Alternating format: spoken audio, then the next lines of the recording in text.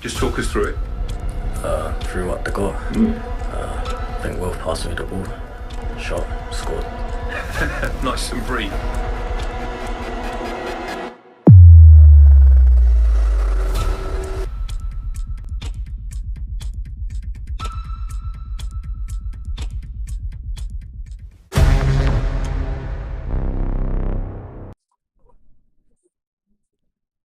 Damn, this is sweet and icy and refreshing. Big up everyone. Big up everyone. You have joined the right stream. You're in the right place, people. It is Chosen Wisdom Football. It is Wednesday evening, local time. The sun is still... Can I say the sun is out? Can I actually say the sun is out, given the fact we are in the middle of a solar eclipse? I don't know. But it's been a good day. It's been a hot day, and we are gathered here today. It's not a funeral, but it is Manchester United versus Leeds United. This, my friends, is never a friendly. It is never a friendly. We are 45 minutes. No, we're half an hour, just over half an hour away from kickoff, guys. We also have all the latest news and headlines to go through. As you can see on your left, there's a lot for us to get through. So we got half an hour, just over half an hour before the game to go through all the juicy stuff. Who are Man United signing? Who are we not signing? Before we can talk about the team and get stuck in to having conversations about the game. Big up everyone. Smash the like. Subscribe if you are new. Turn on your notifications. Do all these nice things. All these nice things help the channel. So, what are the headlines, people? What has been happening? I understand a lot of you guys are fed up with the transfer window.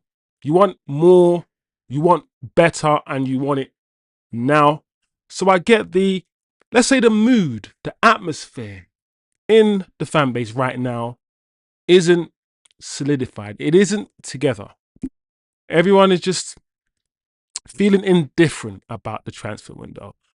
However, there is news circulating right now. Manchester United are letting it known that there definitely will be more signings.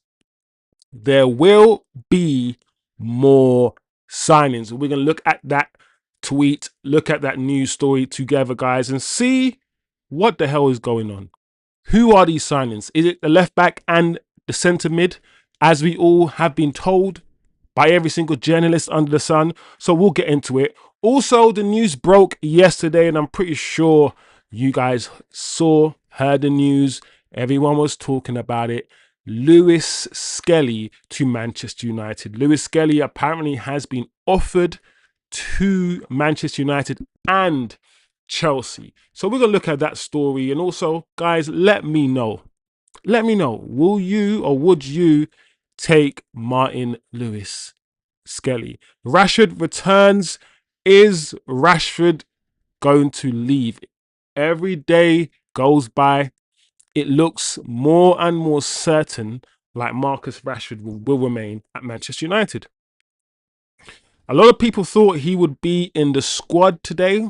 He's not in the squad today, and we'll talk about the squad that travelled and the lineup later on in the show.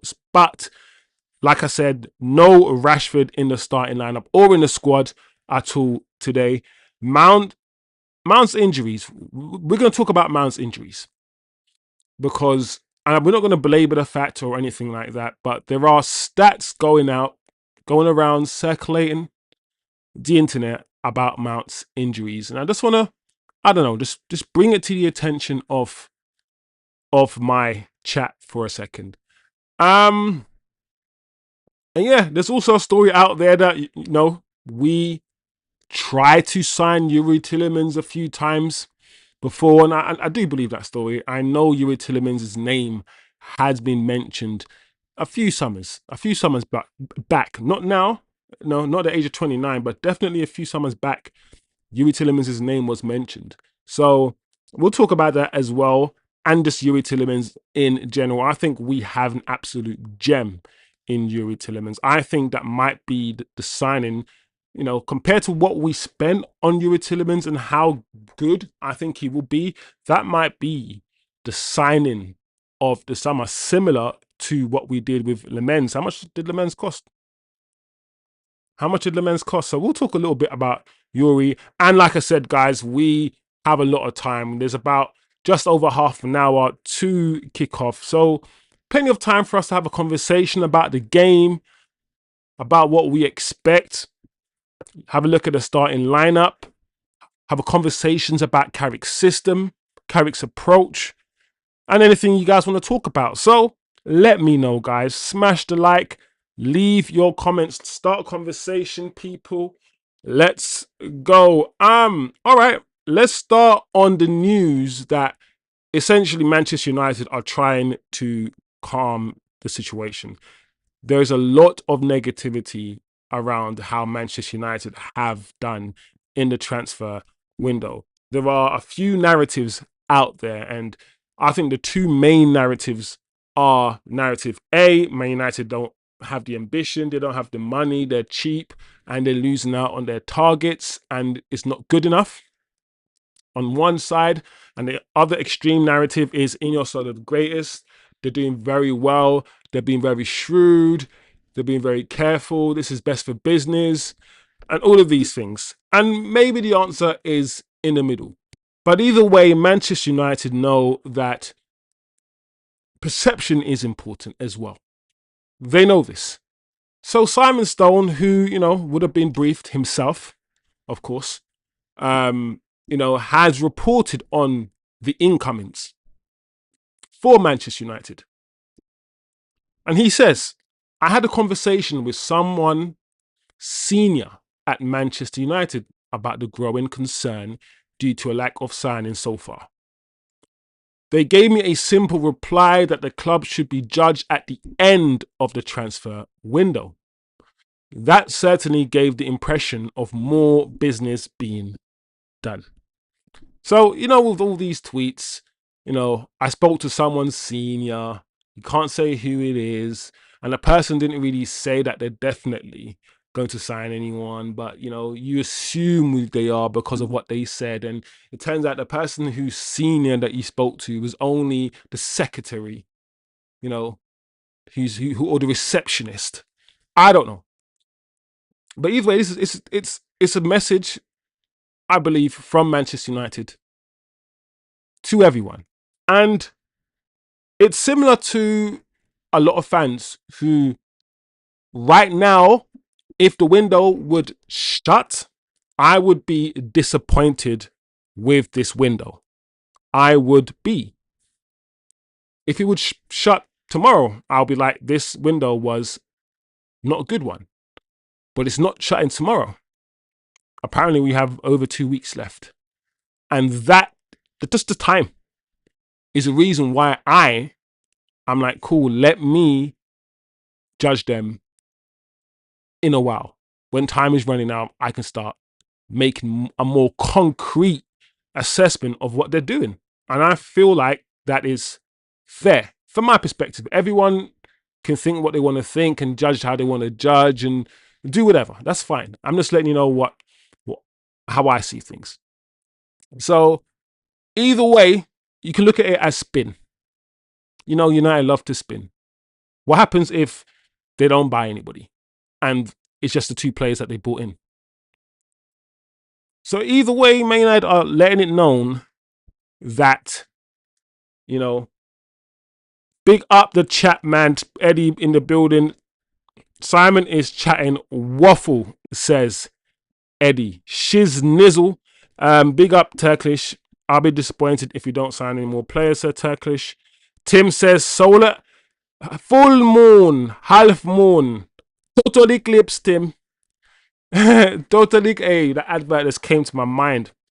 Big up Tim in the building, man. I'm preparing myself for normal signings. Oh, Eddie is gone the other side. He's like, I'm preparing myself for no more. If these guys make no more signings I'm gonna have to recalibrate how I think about this.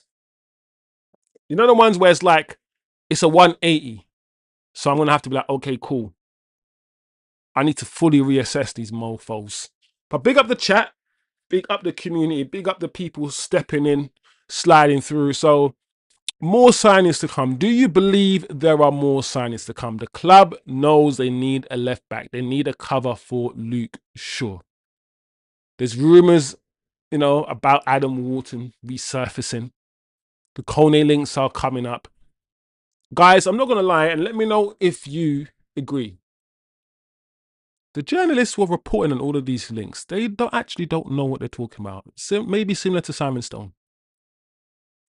Is this one of the worst years, like, in terms of Manchester United and getting things right, for journalists? I feel like no one's getting it right, guys. Nobody. It's all guess. Everyone's just throwing shit at the fan and hoping something sticks. Big up the chat. Let me know. Let me know how you feel about that. Let me know what you think about that. Youri Whitwell. So this Lewis-Skelly thing started yesterday, and I observed it. I sat back. I ate my popcorn. I listened.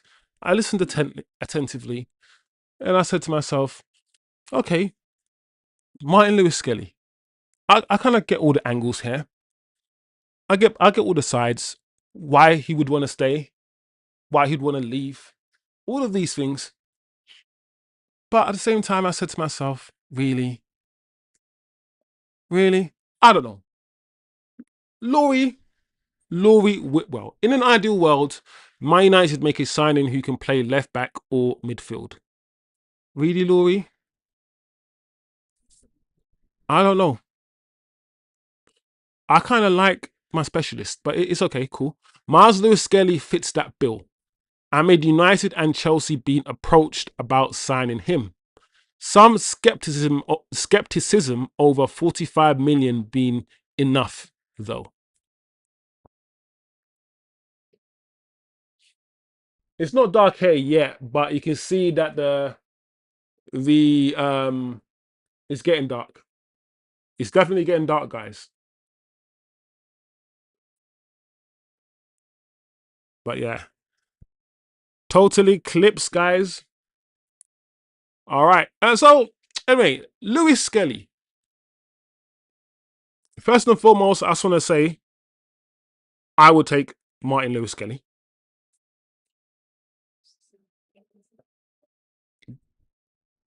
Ben Jacobs has also backed up Youri Whitwell, as you can see, by confirming, according to him, that Martin Lewis-Skelly has been offered to Manchester United and Chelsea. There's a few questions, of course, has he been offered? Is that true? As with anything these journalists say. Who has offered him? Is it Arsenal Football Club? Or is it his agent saying, hey, I'm here. Lewis is here. Cool. Those are the questions. Another question I have is, would Lewis-Skelly leave? Why would he leave? People will say things like Bruno Guimaraes coming in means he's going to get less time in central midfield and he's not going to get a lot of time at left back because, Arsenal have 1,000 defenders, which is, I understand that logic. But then you can roll the dice and say at the same time, guys, he's just won the Premier League. He started the Champions League ahead of Zubimendi in central midfield. He'll still get games. This still is boyhood club. But then you get other people saying, heavens is brethren. Both these guys, I think, have their mums as their agent. I'm not quite. Is Lewis-Skelly's mum his agent? Maybe not. He might be. So, I don't know. These midfielders turn defenders. Another question I have is just a random one that came to my head, guys. Are some of the best defenders midfielders turn defenders, like the Rio Ferdinands, for instance? Midfielders turning like heaven. Like Martin Lewis-Skelly. Like the Newcastle lad. Lewis Hall. These failed midfielders who are now playing in defence. Tim says, I don't think we want Skelly. I think United would be interested in Skelly. I don't know if Skelly would be first choice. I don't know if we'd want to buy him, but he's definitely a player that I think we would like. 19 years old, still very, very young. Played in Champions League final. He's got a lot of potential, Skelly. But all of this, guys, I don't think we're going to get Skelly. I don't think we're in for Skelly either. I just don't. Not me personally, but you guys might disagree. Can't wait until the transfer window is closed. Eddie, I'm with you. Eddie, you know my thing. What I prefer to do is to watch ball and talk ball. There are some content creators where when it comes to the transfer window, they're in their bag. He said, she said, who said, rumor this, rumor that, this journalist here, and this is wrong, and angry here and angry that, and this is disaster thumbnail, and this is the end thumbnail. All of these triggering. Yeah, I like to analyze football and talk ball. I do enjoy like talking about transfers. Yeah, sure. But I'm with you, Eddie. I can't wait for the transfer window to close, guys, and for the season to start. Ooh wee! I can't wait. I can't wait to play Arsenal. But seriously. Anyway, Rashford returns. I'm not going to spend a long time talking about Rashford returning. I think I've spoken about it so many times throughout, shows that we've had. But it's good, I guess, to build togetherness, to build, cohesion in the fan base. Releasing videos of Rashford just training with the lads, being fully integrated. And, look all the players just training, being professionals. So the question remains, can everyone get over it? What a finish. Good finish. Can everyone get over it? He won't play every game and all these things. Can we? I'm just asking. Can the football world, the fans, just accept that he's going to be here for another year and be like, do you know what? As long as he contributes and he helps the team, he's a Manchester lad. He still loves the club. He says you got to take a man for his word. And just it. That's it. Or is he still going? Is he still going? It's very difficult, guys. I feel like the longer it goes, and because ideally, if we let Rashford go, I think the club want to replace him. And if they don't have time to replace him, it's going to be harder because they want the money in. But why are these guys so broke? I don't know. The Rashford thing is interesting. He's not in the squad tonight. A lot of people were assuming that he would be. Unfortunately, he isn't, guys. It is what it is. Or maybe it's fortunate. I don't know. It depends on how you see it. Everyone's got their own mind. I'm not going to tell you how to think about this Rashford situation. But who knows, guys?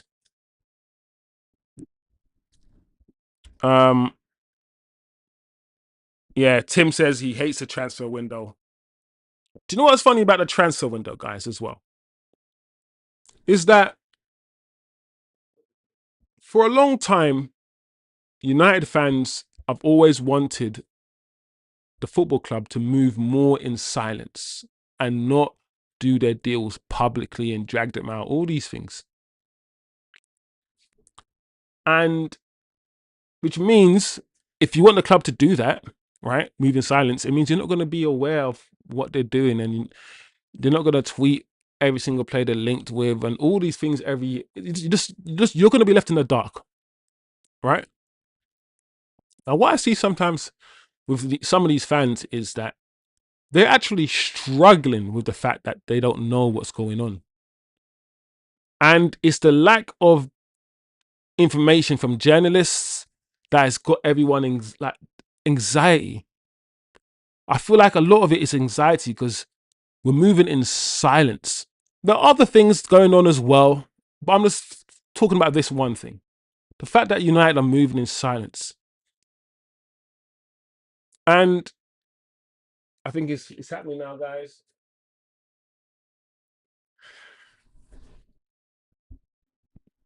Look at that. Solar eclipse.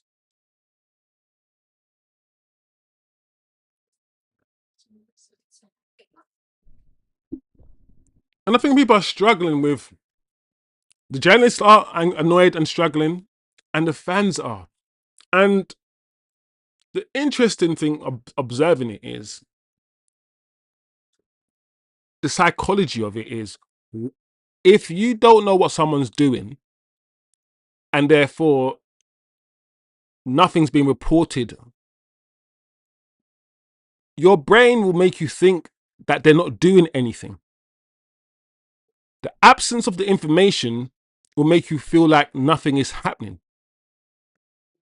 But you don't know, because you're not being told anything either way. But because you don't been told anything, you just assume nothing is happening. Because if something was happening, you would know about it.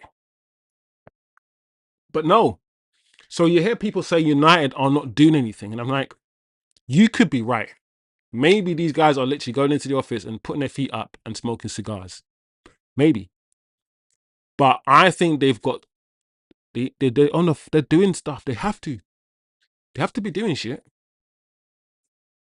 You know? So, like my friend, Samuel L. Jackson, the absence of evidence is not the evidence of absence. It's true.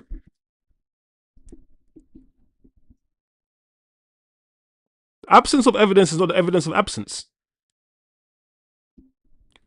And I feel like that fits perfectly. Big up people. Mason bloody Mount. Mason Mount. He's a player that Man United signed. Could have been. Do you know what? I'm not gonna say could have been anything, because I knew almost with every bone in my body that this signing wouldn't work. The mere fact that we signed him and he was injured when we signed him, I believe. Yeah, and Chelsea didn't want him. He was on the bench, and the fact that he cost £60 million, I was like, yeah, we're not going to get our money's worth. No way. Mason Mount, Statman Dave is back. Big up Statman Dave. Mason Mount has had 10 separate injuries since joining Manchester United in 2023, and he's out for tonight's game.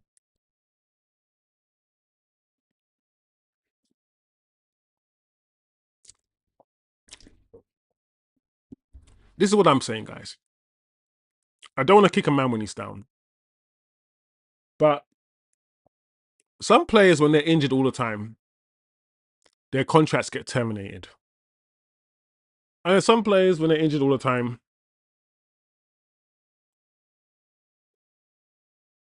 maybe I'm being a bit unfair. I'm not advocating for man's contract to be terminated. I'm just saying, how long can Man United keep up with this Mason Mount injury thing? Maybe I am. Maybe we just need to get rid of Mason Mount. Let's cut our losses.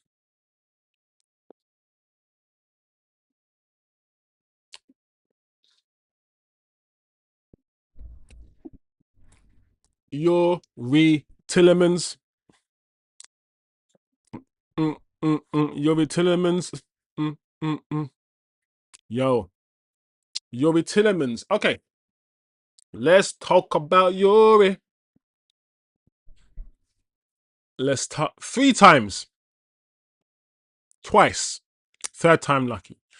Youri Tielemans. Apparently Youri Tielemans Manchester United tried to sign him twice. I know we tried to sign him once before, but twice, man, we wanted this player. He says there has been 2 times that I spoke with the club, but it did not achieve to anything. I think it is a great achievement for any footballer to end up here.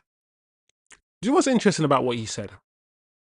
Because we didn't try to sign him, because if we wanted to sign him, we would have signed him. We were looking at him and he was on our list. And it's good that he's showing us what happens, because we didn't sign him in any of those 2 occasions, but we spoke to him and we were in contact with him, which means the players that we're interested in, who are on our list, we're doing the work. We're lining up. Cool. Every player on the list, we have to speak to them, make sure they're interested, so we can pivot. We have to do the work. But I'm so happy that this player is here. Just those 20 minutes, guys. Just those 20 minutes alone. The assurance on the ball. The way that he just looked comfortable. The fact that he was already pointing and trying to give instructions. I'm like, yes. We lost experience and we gained experience with Tielemans. Those little passes round the corner, outside of the right foot. Outside of the right foot, not even a side foot, just outside of the right foot pass. I'm like, why are you passing the outside of your right foot? Bro, the combinations that we could play. Yes, Santos and Tielemans. And sometimes I want to see Kobe and Tielemans. When is Kobe? What the hell's happening with Kobe? Why can't Kobe come back already? But either way, big up Tielemans. He doesn't start today. Doesn't start. There is your team, people. There is your team. And Manchester United try to kick. What are you trying to do, Manchester United? You're trying to kick me out of the damn website. Get out of there, man. Alrighty then. In the famous words of Jim Carrick. Lemens. Let's talk about Lemens, guys. Lemens has been given the #1 shirt.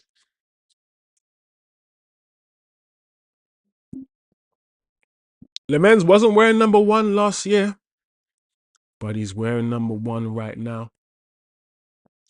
One of the I was gonna overdo it and say one of the greatest signings we've had in recent.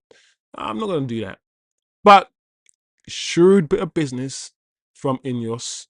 Listen, there's some of you who are saying Lemens is done because after the mistake he made in the World Cup, he's never going to be the same. I think some of you guys in the chat said this, that this season he's not going to be good because of the World Cup mistake. And I'm like, I don't know. Lemens comes across as somebody who's a bit stoic. I don't know if we'll see. But he doesn't come across as a kind of guy who's going to let something like that just affect him long term. But we will see. Only time will tell. Lemens, #1 jersey. First start in pre-season, actually. Yeah, it's been heating and all these guys before. Dalot, second start. Obviously, Dalot's #2. Dalot starts at right back, I believe. Xerxes starting up front. Very, very interesting. What does this mean? When people saw that he didn't start the last game and he only came on for about 15, 20 minutes, people were thinking, yeah, maybe he's gone. But he's starting this game. And this game, you could argue, maybe it's a more important game. It's against Leeds. It's against a Premier League opponent. So Xerxes will start up front. Dorgu, of course, on the left, surely. Euro. And this is where it gets interesting, guys. Euro and Aiden Heaven. We're finally going to see the partnership of the future.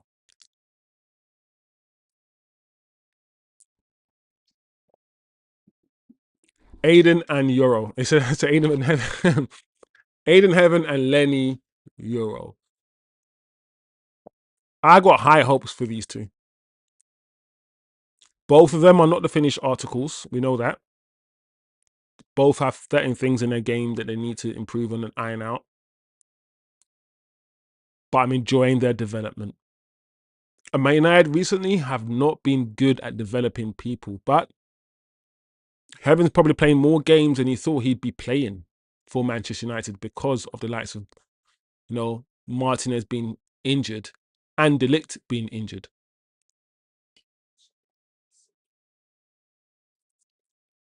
So that's cool, but then this is where it gets interesting. Because you got Tyler Fletcher and Andre Santos as the only recognised midfielders in a formation where we know Carrick likes to play 4-3-3. So the question, therefore, is who plays the number 10 role? I think today you have to just denote it's Ahmad. You have to, because just by doing process of elimination, right? You have Xerxes as a striker. So the only attackers you have are Dorgu, Mbumo, Ahmad, right? One of those three have to play the 10. Dorgu is not playing the 10. We don't need to go into why, but we just know Dorgu is not playing the 10. So it's out of Mbumo and Ahmad. Mbumo could play the 10 actually, but I doubt that too. I wouldn't put Mbumo there. The only player for me in that attacking lineup that I would put in the 10 that plays similar to Cher Lacey and how Cher Lacey was playing it is Ahmad. It's Ahmad. So I don't know what you guys think about that, because it's a clear change in strategy there from Carrick. It shows that it's not just Cher Lacey that he's fond of. He likes players like Ahmad, like Cher Lacey, the guys who have good first touch, good close control, can play in tight spaces, can play in the pockets, can turn can go on and play on a half turn, can drop a shoulder. Those sort of players, he doesn't mind playing them in a 10. He doesn't mind. So I might be wrong, and then Bumo might play in a 10, or he might play a totally different system. I don't know. But I wouldn't be surprised if Ahmad played the 10 based on the fact that Cher Lacey was playing the 10 in previous games. Big up Acho in the building. And of course, we got Harry Amas. And guys, I don't know what you guys think about Harry Amas.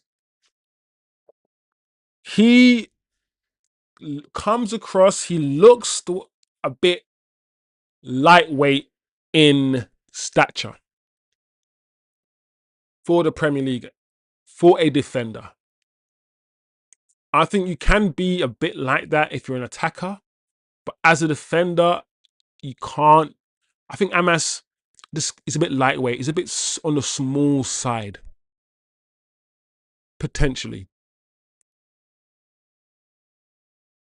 And I haven't seen enough of Amas yet for me to be, start him ahead of Luke Shaw, or for me to rave. But this is his time now. I'm going to have a look at him properly. I think I believe he might have 1 year left on his contract, guys, or something like that. Let me know.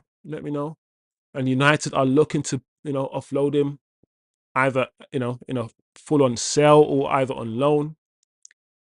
So this might be a way of United to showcase Harry Amas. I don't know how you guys, how the chat feels about Harry Amas.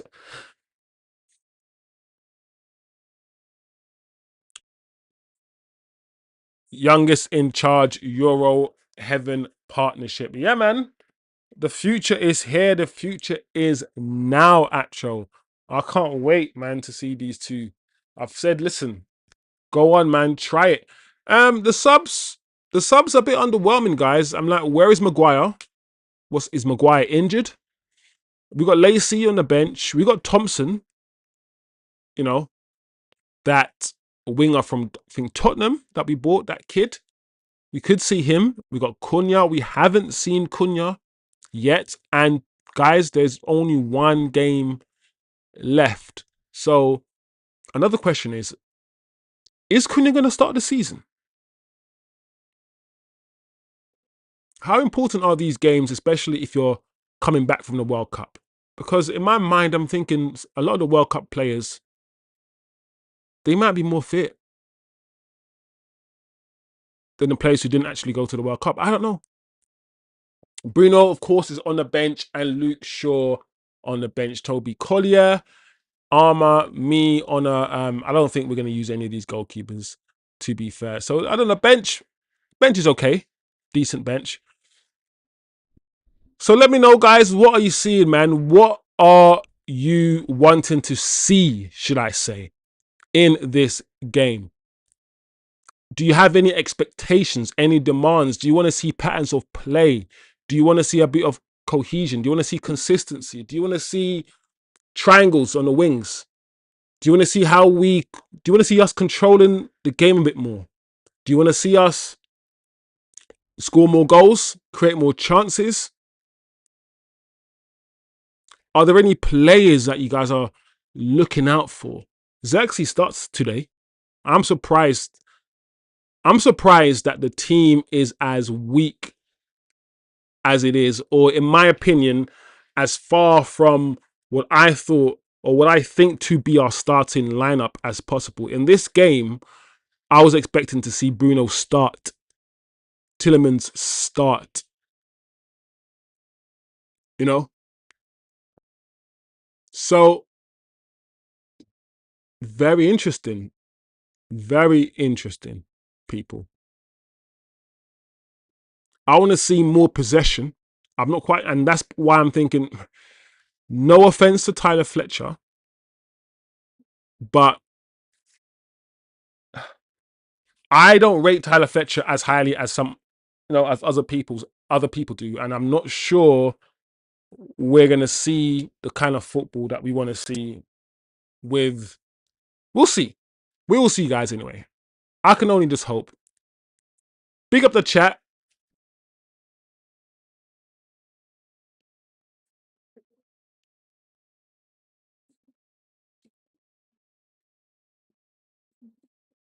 Big up the chat. Let's go.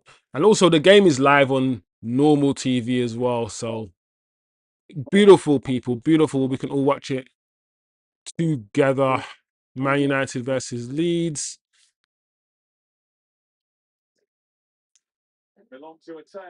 Yeah, people. Yeah, baby. Oh, here's my one. There you go, baby. There you go. This game's not friendly. That's why I'm surprised Carrick didn't go with Youri. I wanted to see Youri start and Youri play a good 60 minutes today, bro. That's what I wanted to see. All right, guys, we're ready. I'm excited, guys. I'm not gonna lie. I'm excited for this season. I have a feeling it's gonna be a decent season. Don't hold me to it, but just let me be happy. I'm excited for this season, people. If you're excited for this season, smash a like, people.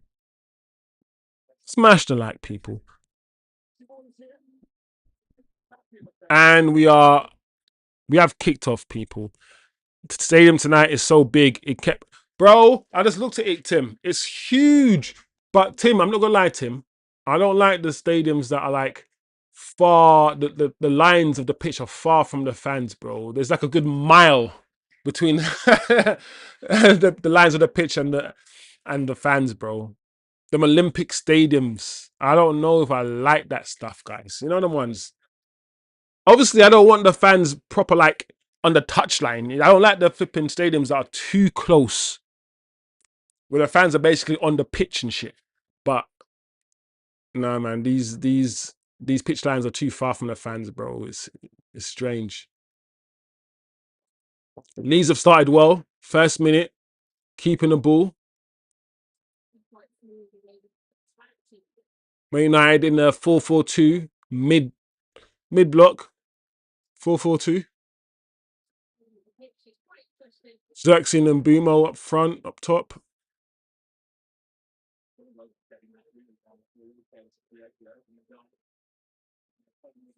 We haven't had the ball yet. We need to keep the. We need to try to.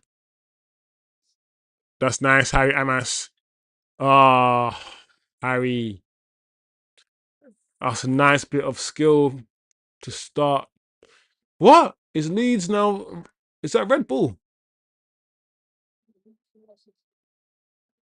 I'm confused. It's just a sponsor, right? They don't own Leeds. I don't know. I'm like, Dorgu. Dorgu, there's people trying to say that you're not a left winger, bro. You have to come better than that. Because they can't wait for you to make a mistake. And they're like, oh, see, the agenda's there with Dorgu. Listen, I let man be whatever he's going to be. At the end of the day, he has to become, or he has to fall in one of those positions. Otherwise, he doesn't survive. He can be a utility man, which I think he will be anyway. But I'm not really fussed about the Dorgu left wing argument. Dorgu's just a good player, and he'll just play. And he'll play where we ask him to play, and he'll do a shift. Oh, there you go. Header it clear.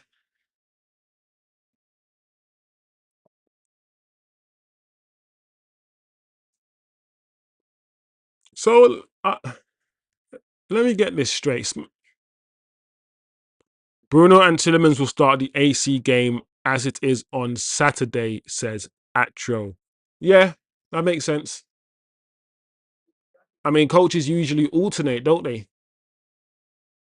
The guys who start this game will get, 30 minutes at the end of the next game. And the guys who don't start this game will start the next game and all these things. Word to Eddie, Nepo Baby can hit the curb, but at least Ahmad is there at 10. Let me see if Ahmad is there at 10. Let me see if Ahmad's spending most of his time there or not. Unlucky.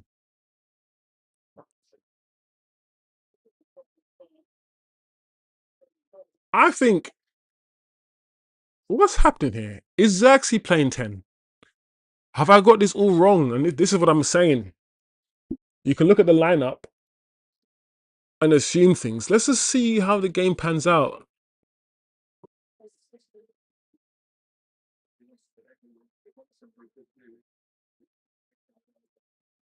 Because when we don't have the ball, of course, we're in a 4-4-2 like shape, but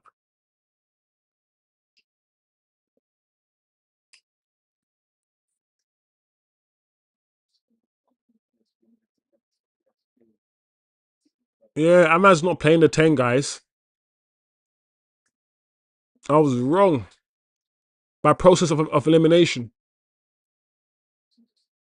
Wow.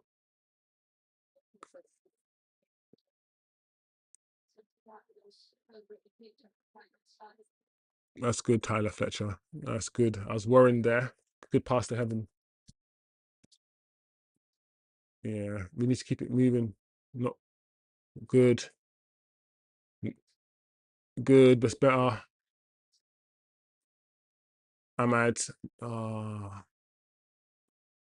Bimo. That's it. Keep the ball. I like this. Tyler Fletcher. Unlucky. Corner, we'll take that. We'll take that. We'll take that, guys. We'll take that. Yeah, it's Red Bull. But it's not RB. It's not RB Leeds, people. It's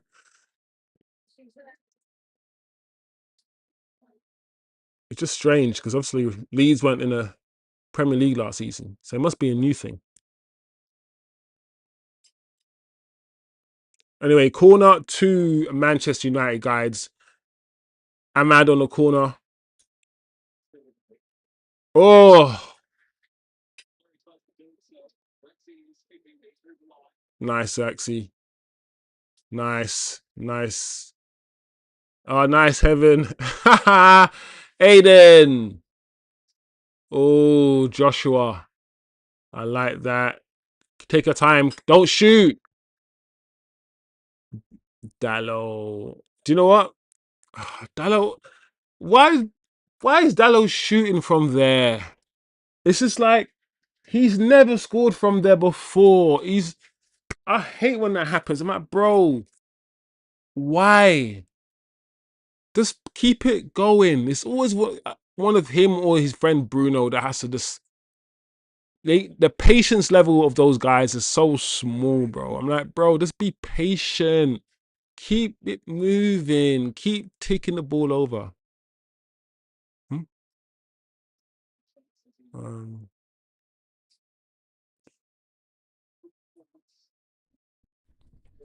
First ever football game at this stadium. Oh, yo, Tim. So what is this? It's a rugby. It's a rugby pitch.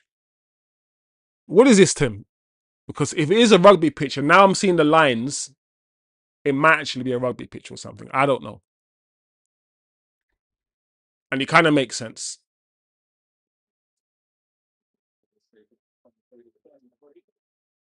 It kind of makes sense, Tim.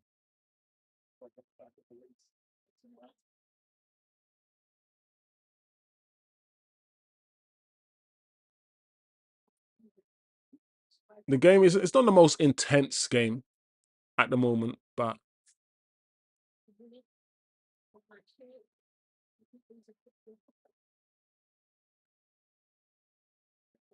that's nice. Aiden Heaven. That's good from Aiden Heaven, but it's a worry that he had to go over there and head it, because I'm like, why did you have to go to the left back position when Harry Amas was there? Why did Aiden Heaven have to go over there, people? Gaelic football. Tim said it's odd. I don't know, Tim. I think I've heard of it. Is it one of those ones where you throw the ball in the net or something? Gaelic football or something mad. It's crazy.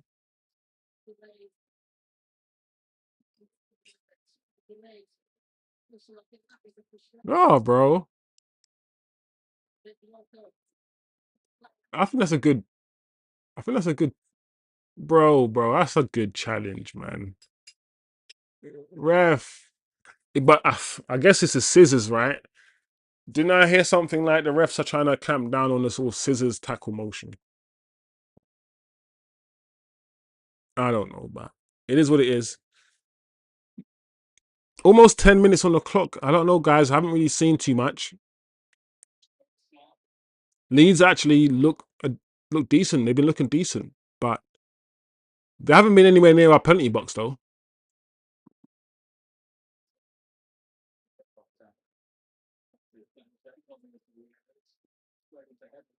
What the hell's happening here?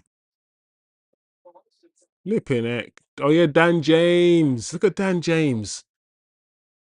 Flipping heck. That era of Man United was funny. Buying players like Dan James. Speed demon. Just get him. Just get him. He's quick. Was it Giggs? Giggs patterned it up for Dan James. Giggs gave Dan James a flipping the move of his life to Manchester United, The Welsh connection. Oh, lucky. Oh, Zaxi. That's nice. I like that, Santos. Oh, Ahmad. I like that. Hamas. Come on. Just be patient, guys. Be patient. Again, well done, Santos. Santos, I'm gonna need you to be stronger, bro. Especially as a DM. Yeah. All right, corner to Man United. Ahmad's lost a tiny bit of pace, I've said that. I think Ahmad's lost a tiny bit of pace. Even there, he didn't burst away. I don't think he could, to be fair, because he doesn't have it. To be fair, he didn't have a lot of ground to burst into. But I don't know. I don't know, guys.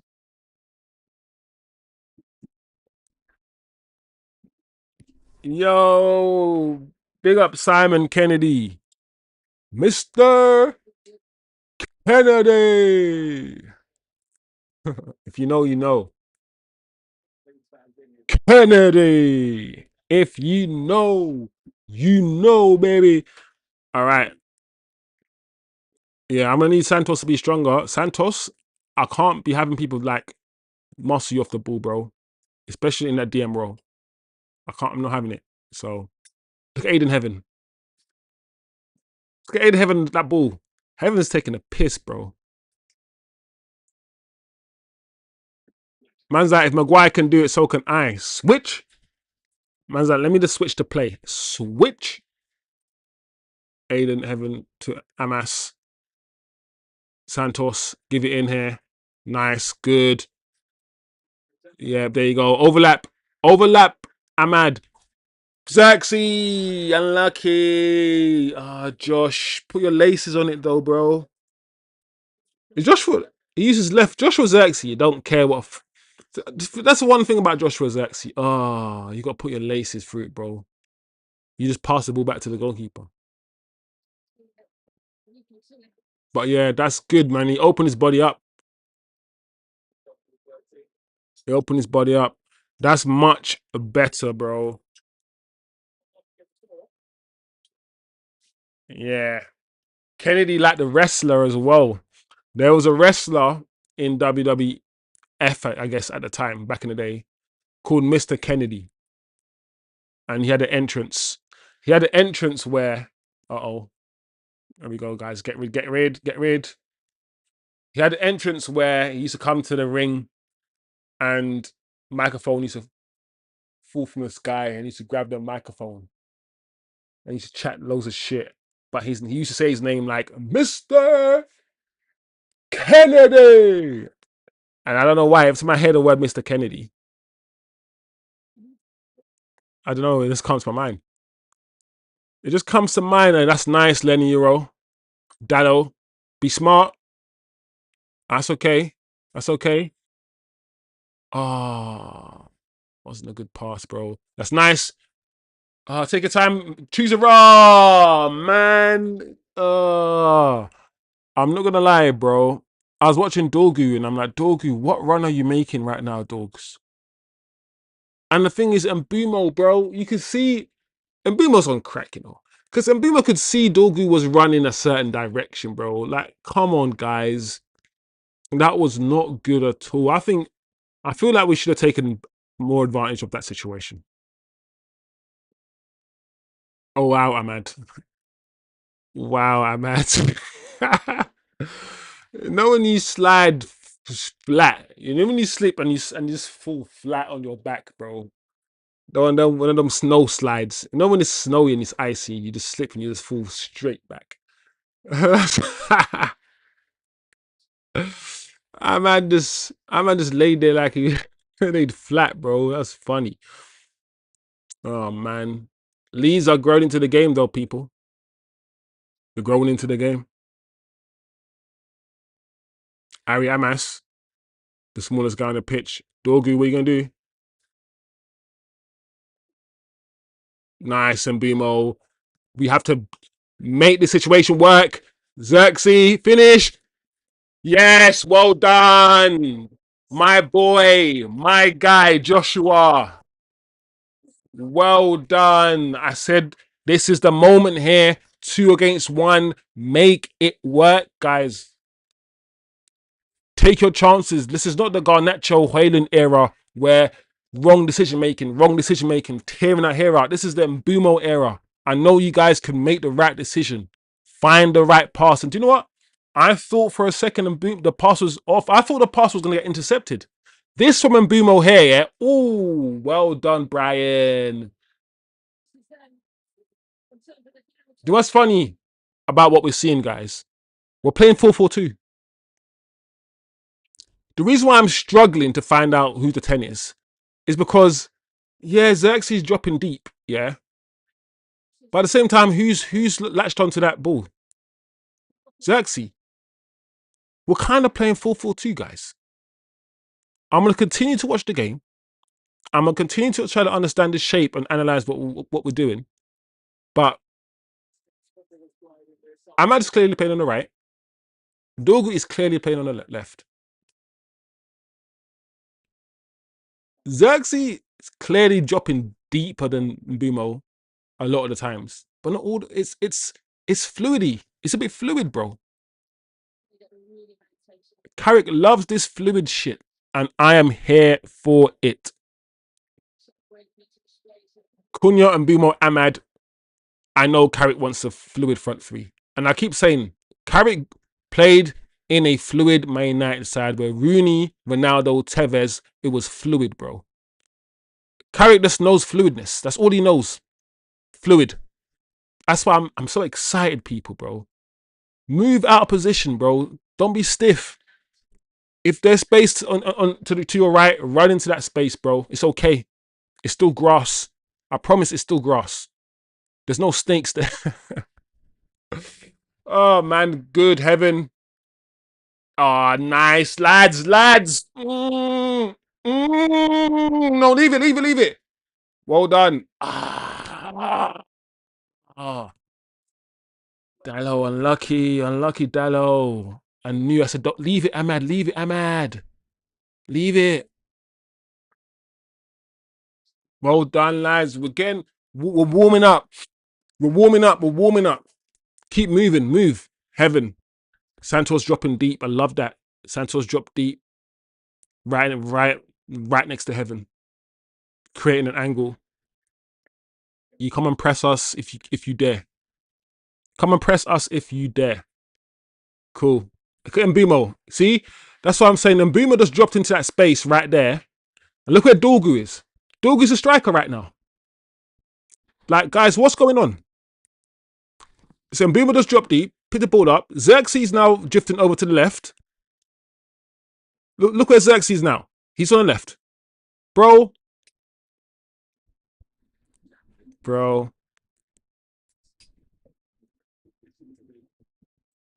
Yeah.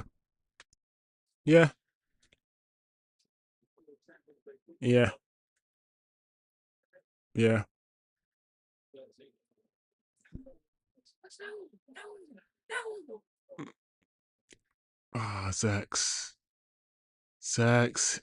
I thought he's gonna shoot.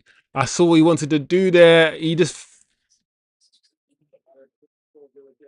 it's nice. Dorgu Xerxes, bro. Fluidity, bro. I'm content with what I'm seeing. I'm content. And this is not even our strongest side, bro. And I'm content. I'm just content. Look at this. Edge of the box. Oh, Ahmad, you gotta do better, bro. But this is where I feel like we want to be. You know this edge of the box shit, that tiki-taka, that one-touch football that you gotta just probe. I feel like our rondos need to be good. For you to play that kind of football, you need to be nice in your rondos. Yeah, to keep the ball under pressure. Bam, bam, one touch. And I think we're adding so much tech here to our side here that the closer we get to the penalty box when we're building up, yeah, and we're able to still keep possession around the penalty box, just by short passes, playing players like Ahmad, Xerxes, Cunha's, Tielemans, Kobe's in tight space, guys who can do the tight space shit. Yeah, that first touch just nice. That oozy first touch where you just like you got cushion on your feet, bro. Like you got cushion each side of your feet, so the ball just never bounces off your feet. Bro? Sometimes some of these first touches are fake, you know. Oh, Amas, chill, bro. Chill it, Harry. Or should I say, Henry Hamas? All right, go long, goalkeeper. Don't fuck around. Sometimes Ahmad. Hey, what's Ahmad doing, bro? Ahmad tried to fly. He tried to fly, Ahmad. What was that, man? Big up the chat, man. Big up the chat.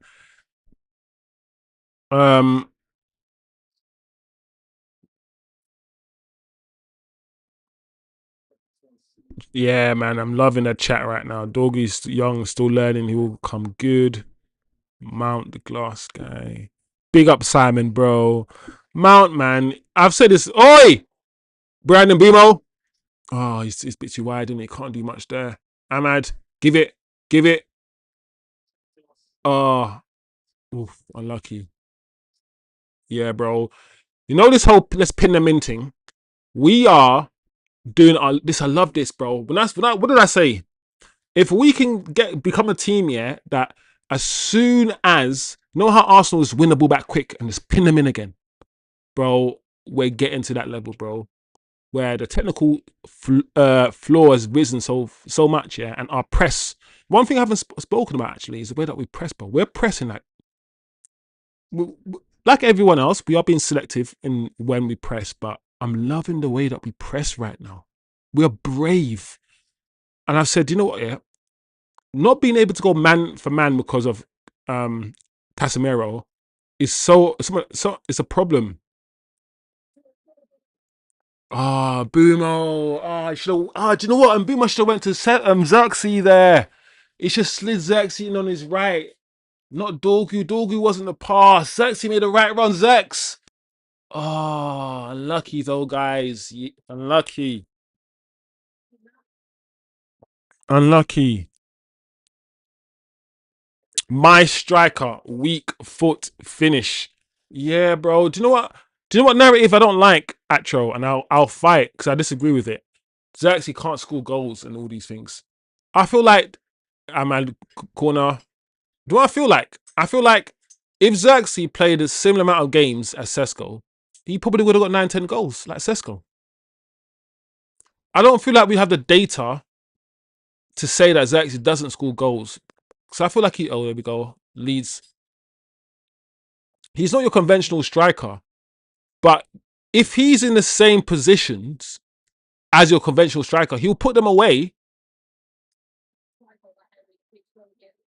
Maybe with a bit more finesse, but he'll put them away. Oh, I'm had I'm taking liberties. Ahmad's not even. Wait, hold on a second. Where was Ahmad there? Just picking the ball up from the bro. Look where Mbimo is right now. We are going to be a problem.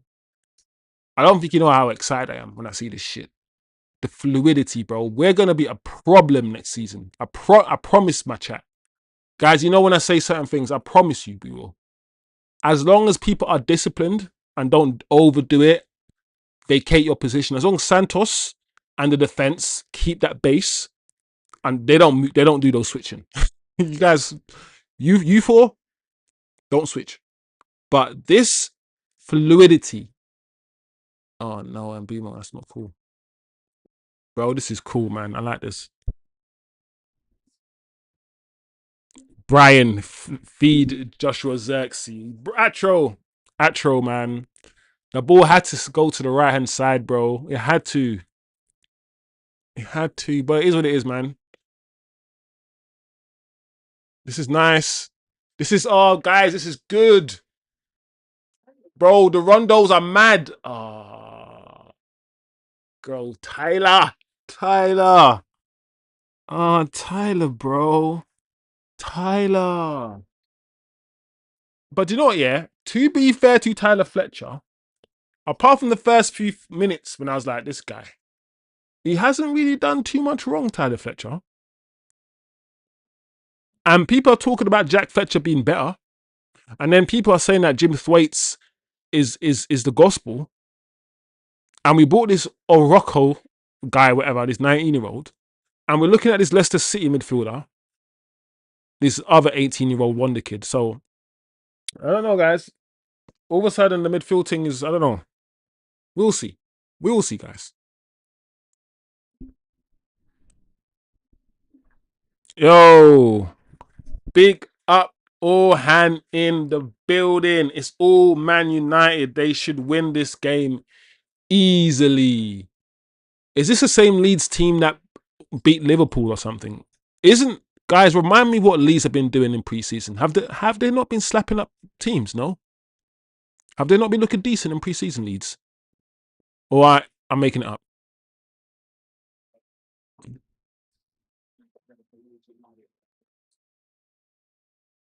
What the hell just happened there? How did Leeds still get the ball?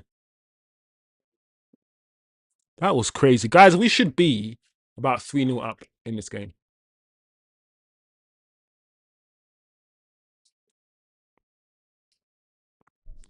Fletcher, he's trying to mix. You ain't tech man like. Yo, Atro, you know when like the whole squad, yeah, is of a certain standard, yeah, and there's one man that's whatever the standard is. The standard could be your trainers or whatever it is, or being or of a certain age. Every man's 22 and one next guy's 17, whatever it is. There's always that one guy that just makes it part of the squad anyway, but he ain't really it. You know what I mean? But it's okay. You know what I mean? You might subsidize man to get into the club and shit because you don't really make money like you do. And you know that guy, that's Fletcher, bro. Like, no one knows that you ain't it because you're with the guys. So being around the guys and being with the guys, people don't notice that you're not it. But bro, you ain't it. Nah, I'm joking. We'll see. We'll see. I think Fletcher. We'll see about Fletcher, guys. From what I see, I don't see anything special. But he's young, and you know about young players. You know about young players, guys. Sometimes their trajectory is just different. It's unique. Sometimes it is. And Bumo, I feel like both Ahmad and Mbumo have lost a yard of pace. Oh, Dallo, bro. What you doing, bro? Dallo. Oh, Dallo, bro. 1-1. I can't believe that, bro. Dallo, what was Dallo doing in defense? He's taking, I told you. I said, we're going to start taking a piss, bro. What was Dallo doing? It had to be, yeah, the most senior person on the pitch. It had to be Dallo. It's interesting that, isn't it? It's interesting that. Dallo has been doing Dallo things for a very long time at this club, and there's no talk about us looking for a right back. So we're going to do that Dallo and Masraoui thing next year as well. Because there's no, that's it. We're happy. Apparently we're happy. I'm like, oh. And he's jogging back as well, Dallo. He's jogging back as well. I'm looking at the replay. He's just jogging back.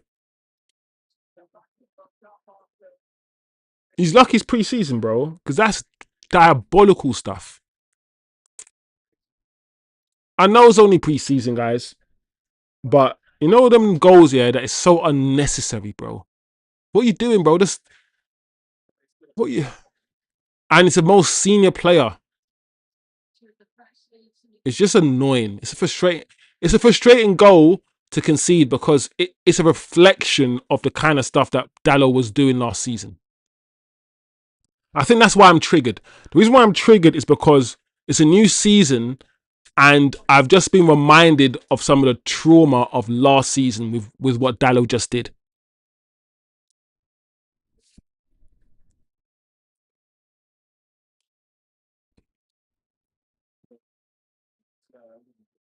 Anyway, it is what it is, guys. 1-1, a goal that is completely avoidable.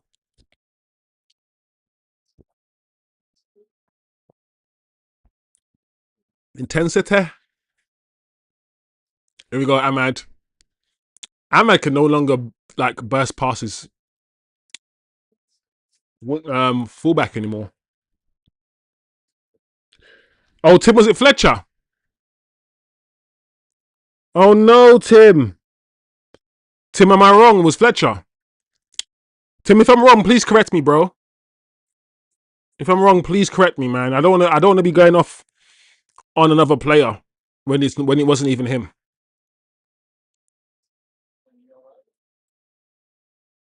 Oh, it was Fletcher. Oh, snap. My bad. You know, you got to hold your hand up. My bad, Dallo. You know. But Fletcher, all that shit I said about Dallo, apart from the fact that, apart from the most senior member of the squad stuff, it applies to you now. Insert Fletcher's name. Was it Control F? Find all, you know, notions, all examples of Dallo. I replace it with oh, that's nice. Oh, that's not good. Andre Santos. That's one of the first times I've seen Santos. Oh, that's a tackle. That's a good tackle from Mbimo. That's one of the first time I've actually seen Andre Santos just give the ball away needlessly. Very interesting. But Fletcher, man, oh, bro, you can't do that shit there, bro. I'm gonna be less hard on Fletcher because he's a kid, and it feels like it changes a lot. It changes a lot. Everything I said about the trauma and stuff. I know Fletcher's not gonna be there. I know Fletcher's not gonna start the season. So I guess the fact that if it was Fletcher, you know, apologies. It's my bias, my anti Dallo bias is trying to burst through, bro. Bumber ass. But yeah, Fletcher, bro, come on, man, that's dead, man. Just when thing is, I swear I spent a good 5 minutes here just saying Fletcher's not it, and then he makes that mistake. Ross, man, it is what it is, guys. Big up, man. Smash the likes, guys. 32 minutes on the clock. The game is starting to drift. The game is starting to drift. We need to put our foot on the game. Leeds are back in. Wow. Harry Amas. What is going on, bro? We haven't had a bit of possession for a while, man. Since Leeds have scored the goal, it's been the type of game here that Leeds won. You know, when the game started getting techie and we started playing football, we were just nice. This kind of game, this bit part, stopping all the time. I don't know, man. The game's starting to drift, man. I feel like we need somebody to just put their foot on the ball now and just be like, cool, let's start playing our game again. Let's start playing our game again. Because we were playing some good stuff. We were playing some good football. And we have played some good football this half. There's no doubt about it. We have been purring. Fully purring. So it is disappointing to concede that goal. Even though it's pre-season, guys. But we know this is the time to iron out the kinks. Big up the chat. Big up the chat.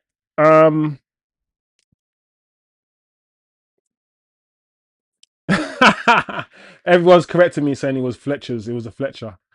Get this kid in daycare, you know. Oh my lord, I can't see that. Dogu. Oh.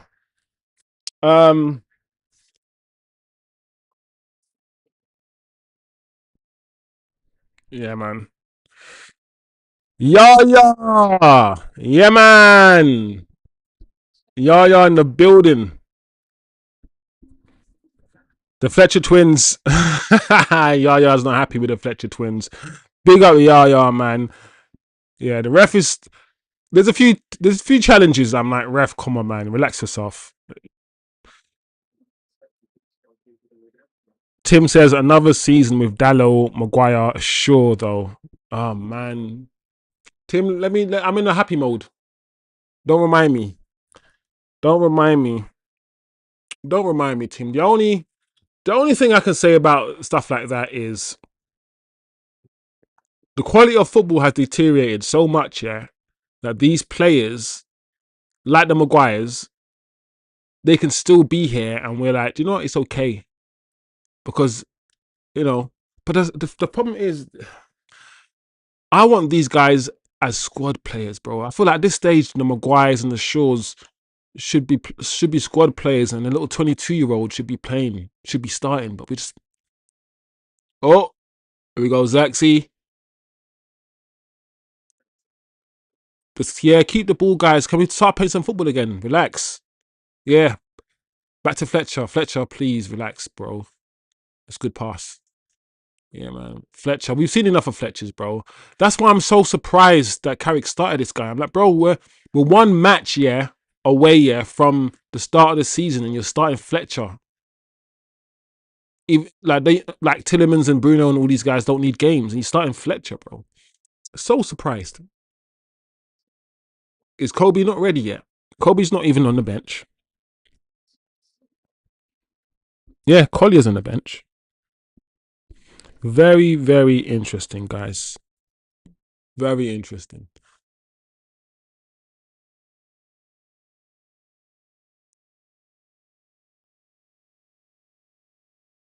Yeah, so it is more of a 4-4-2. It's been a long time since I've seen a team play a 4-4-2. And it's simple. Sometimes we try to complicate it. Like, We played 4-4-2 with Dwight York and Andy Cole, and guess what? We didn't call it a number 10, but one of them was a 10. One of them dropped deep and joined the midfield, and usually it was Dwight York, right? That's exactly what we're doing here now.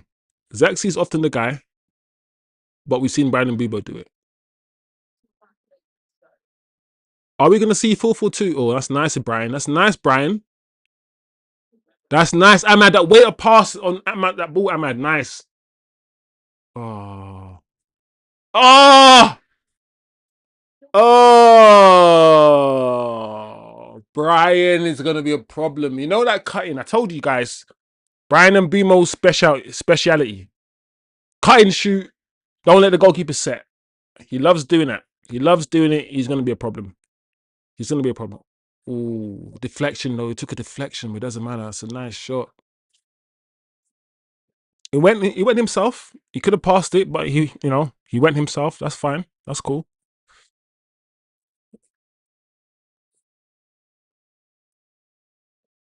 Xavi is a new Dutch coach. Oh, wow. So you got Pep turning down Italy, saying I don't want to flip and manage Italy, bro. That's dead. The Italians called Pep, and Pep's like, nah, bro. I can't resurrect. I can't resurrect, bro. I can't work miracles, bro. The Italian squad is like who? There we go. And Bumo. The Italian squad is dead, bro. Fletchers have the privilege their father played with Carrick. Yeah. That's what people say, innit? About the Fletchers. I mean, listen, the Fletchers are not terrible footballers. I personally, just so far, based on what I've seen, don't think they will be good enough to make it at Manchester United. But maybe somewhere else. Who knows? Fletcher's taking a corner. That's a good header away. Flipping heck. It's a bullet header away.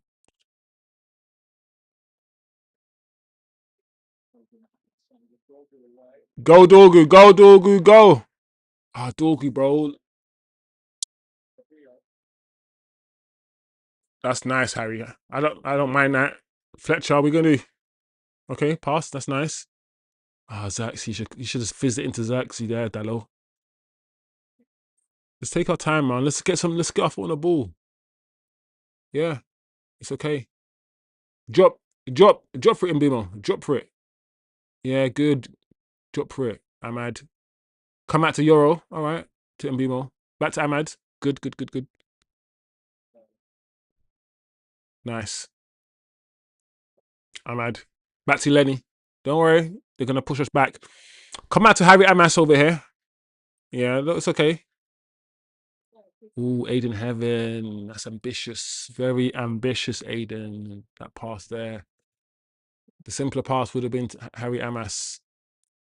But listen, I always complain, guys, that I hate when people pass the ball to someone else to make the pass when you can just go directly to the play yourself. And that's what Aiden did. Aiden tried to go straight to Dorgu rather than giving it to Amas, who would probably had a easier pass to Dorgu. But I don't mind that, man. Aiden, it's bravery. That pass from Aiden was not easy, but he was brave to try to make it. Is there a counter-attack here? Is there a counter-attack here? Well done, Lenny Euro. In general, Euro and Heaven have been fine, guys. And Leeds are, like I said, Leeds are a Premier League club. And, Dorgu. Yeah.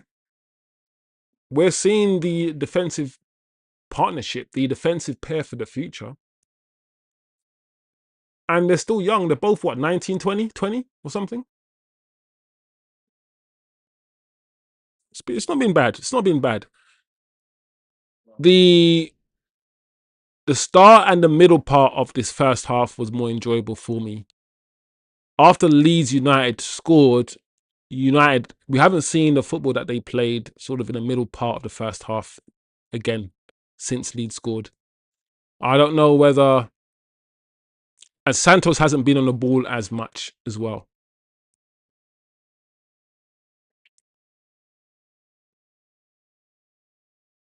So it's interesting.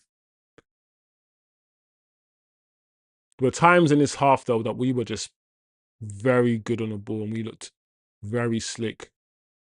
And you can tell it was just those quick rundles were doing wonders.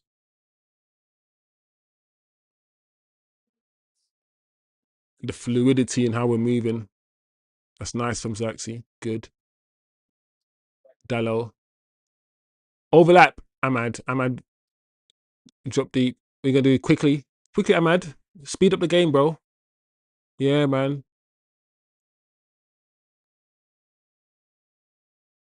All right. No one's making any runs. Oh. Yo, T Kizzles in the building. Oh, Dan James. Oh, wow. Dan James skied it over the bar. It's been a while, T Kizzles. Italy is the girl no one wants to date. Italy will be like, I don't know if career suicide is a thing anymore. Most people can recover from anything these days. But my gosh, bro, it's a graveyard shift, isn't it? It's a graveyard shift. Yeah, chosen. You're right. Josh and Mbuma would be the big and small striker in a 4-4-2. Yeah, we're seeing 4-4-2. One man drops, and next man stays up, and next man drops, and that's what we're seeing. So I'm thinking, raw, where's the third midfielder? And you can play fourth. I mean, the number 10 could be a second striker, like a Bergkamp or Rooney, or the number 10 could be an elite baller like a Neymar, Messi, or the number 10, as I said many times, could be a midfielder like a Lampard, a Scholes, a Bruno. And there are different types of players who play the number 10 role. But I also say there are players who are number 10s. Does it make sense? It's two different things, as in you can play the number 10 role and you can be all three types of those players. An advanced midfielder, a second striker, or just an absolute baller who can play everywhere. Those are, for me, the three number 10 categories. Oh, shit. This is not cool. All right, cool. But for me, the 10 is the guy who can do everything, who's got the most guns. It is the Neymar. It is a Messi. It is the Ronaldinho. Technically, he was a 10. Cunha's a 10. Technically, I think Hazard's a 10. Even though Hazard played on the wings, I think Hazard's a 10. I've said this many times.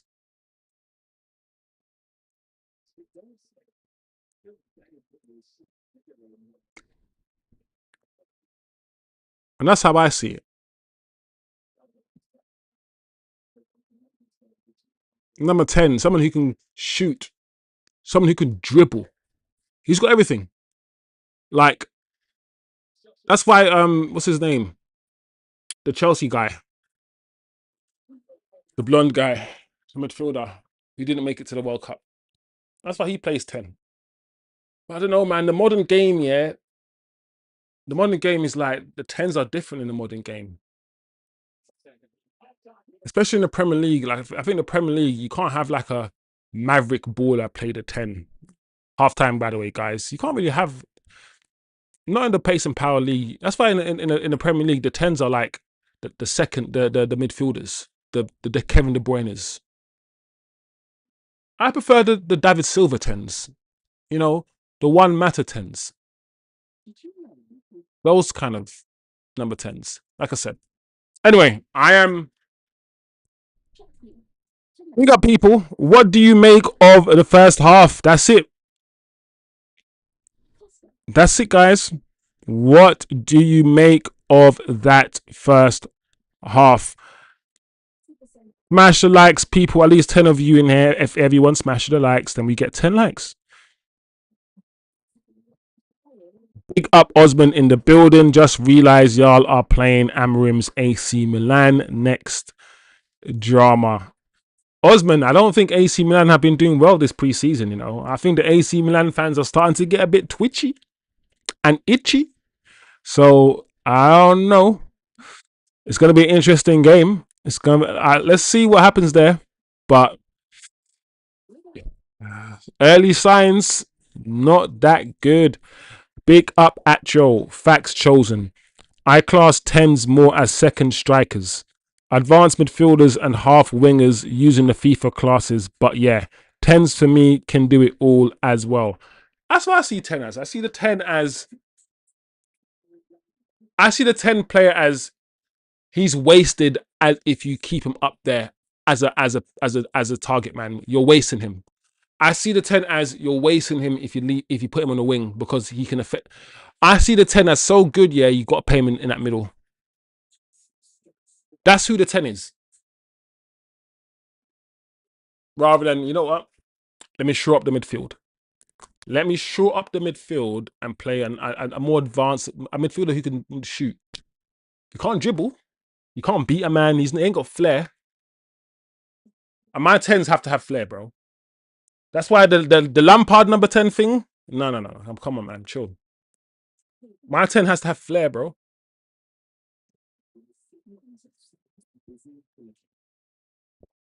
But we've seen mostly good things. I feel like I have to take everything into context, and this was not our starting lineup. It wasn't Leeds starting lineup either, but it wasn't our starting lineup. Probably about 50%. We saw some good things. We saw more good things than I think that we saw bad things in the first half, guys. We saw what Carrick is trying to do in terms of retaining the ball, in terms of squeezing teams in their half, in terms of trying to win the ball back quickly. We really did that. We tried our best. But when we lost the ball, when we are camped in the opposition half and we lose the ball, we are trying to do the Arsenal, win the ball back quickly and go again. Some of the times we failed and these hit us on the break. But you can clearly see we're trying to do that. Some of the football, like I said, was really good to watch. He played with players today that are, even in Mbeumo, I've been complaining about Brandon Mbeumo's first touch. And I probably will still complain about it. But in this game, he's been dropping deep, laying it off, linking the play. Everyone, Xerxes, Ahmad, even Dorgu's coming infield. And Dorgu's first touch, you know, hasn't always been great. But some of the football, some of the interchanging that we've seen and how comfortable our attackers are on the ball. And I've always wanted to see Xerxes in this position, and having Xerxes down the middle, dropping deep, link, making everything stick is really good to watch. Really good to watch. Unfortunately, we conceded. But you know what? I got pissed. I thought it was Dallo. I'm still annoyed that we conceded, but maybe I need to chill out and look at it like this. It's an individual mistake by a young lad who will probably not play a game. Well, I say this, but he's starting our second to last pre-season game, so I don't know.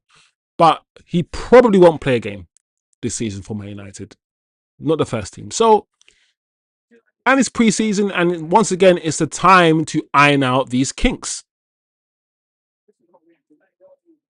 Yeah. We played out from the back. When they pressed us, we played out very well. And do you know what? Ahmad is drifting more and more infield. Ahmad has clearly lost a bit of pace. Let's just be real right now.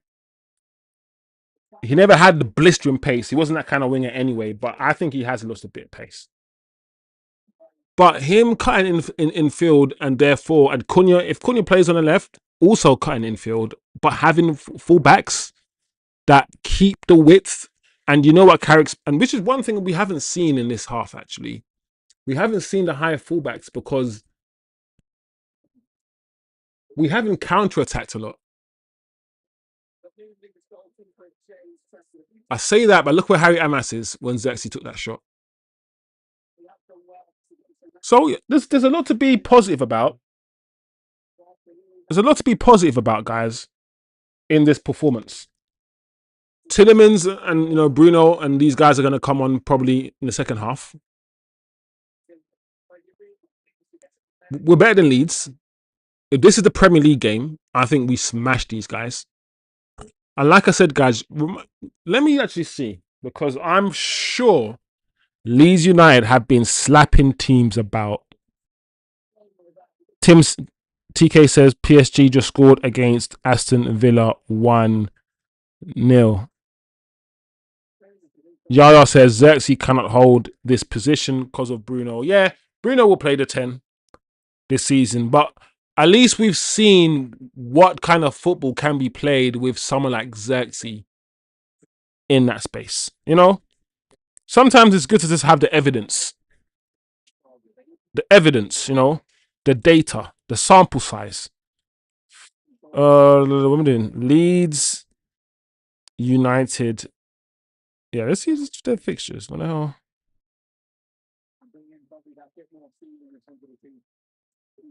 Yeah, man, I'm not chatting shit. Leeds United beat RB Leipzig. They beat Liverpool 4-2. They beat Sunderland 1-0. Yeah, I mean, it's only pre-season, guys. How much can you look into these results? You know the rules. You're not really supposed to try to arrive at any conclusions. But Leeds United haven't been a joke this pre-season.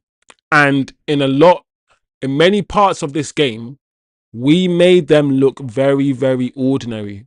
The kind of football we're playing, Santos kind of faded towards, the end of the second half. And it's made me feel like, cool, I'm getting more data. About Santos. He's still young. He needs help. And as Tyler Fletcher wasn't a disaster, I'm not going to have a go at Tyler Fletcher anymore. He's young, but I'm ready to see Andre Santos now with another midfielder. So, all right, guys, we've just been told that if it's a draw, this actually goes to penalties. So very, very interesting. Yaya says this season I'm monitoring Martinez. That guy dies for his country, but Man United injury prone. Yaya, you're not wrong, bro. You're not wrong. I think we can all see this. I feel like a lot of Man United fans have said this. But Yaya, to play, to sprinkle something else into the conversation, I'm going to say that Maguire, Luke Shaw, and other players, they do something similar. They make sure that they are fit when it comes to World Cups. So it might not just be Martinez, but it definitely is Martinez for sure. For sure.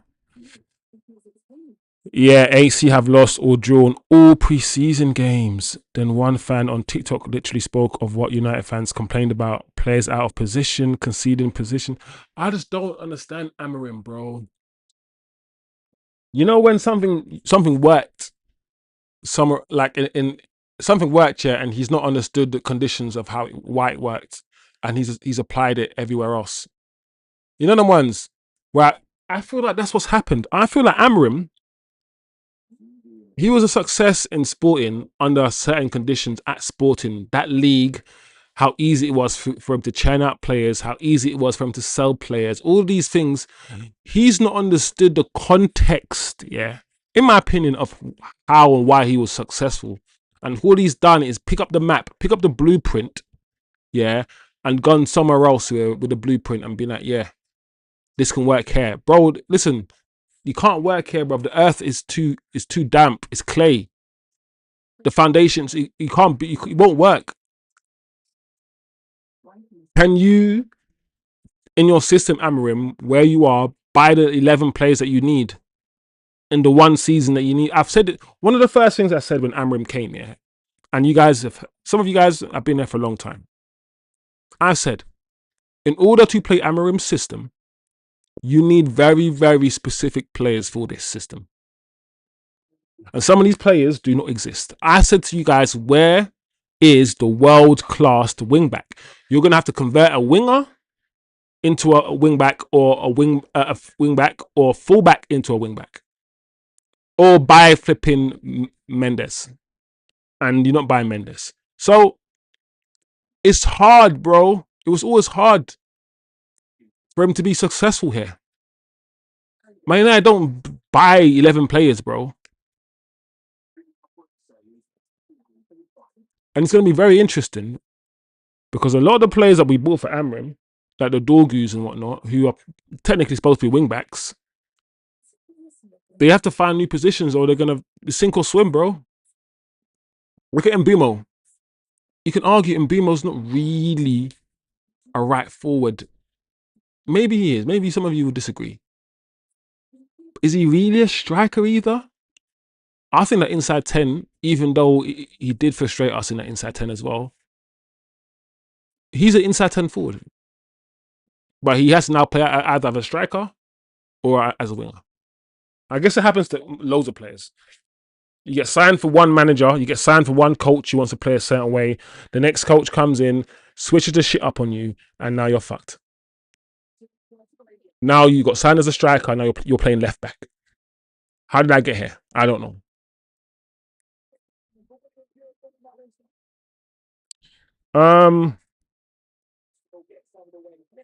Bruno's not giving me this level of footy. I am happy to bench him. I think we are heading that way. There's a good chance here that we don't replace Bruno. I mean, this whole replacing thing is always interesting to me anyway, because we've replaced Casemiro with Tielemans. But there might be a thing where we sell Bruno, but we don't buy like an attacking. Because Bruno's a number 8. Bruno only plays in a 10 because we want him to. Bruno for Sporting played on the right-hand side of a midfield 3. He played 8 for Sporting. The only time Bruno's played 10 really is when he came to Manchester United and we made him play 10. We gave him the keys to the kingdom. And over the 4 or 5 years he's been here, we've just got worse. I am done to stop building teams around Bruno and just to build a team. And have him, even though last season he was amazing with his assists, I need to build a team that, so when Bruno's not playing, it's okay. So everything doesn't need to go through him. There's no reliance on him. Anyway, guys, we're making some changes. Thompson's coming on. Hey, these youngsters. Carrick wants to see the youngsters. Carrick, guys, I'm not going to lie. I'm very surprised. Santos is coming off for Collier. Dorgu for Thompson. That makes sense. And Heaven for Armour. I'm very surprised Carrick has not gone strong.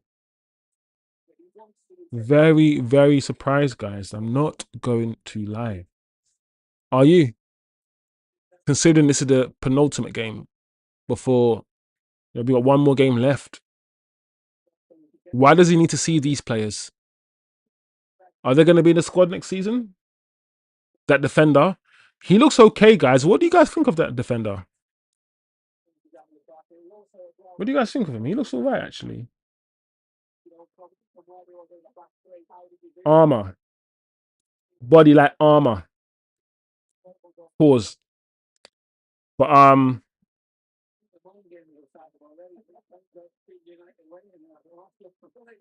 big up the chat. As it stands with their respective squads, who is finishing higher, Villa or Liverpool? TK, I think Villa will finish higher than Liverpool. I think Liverpool are in trouble. I think they're in trouble. Liverpool need to do something this transfer window.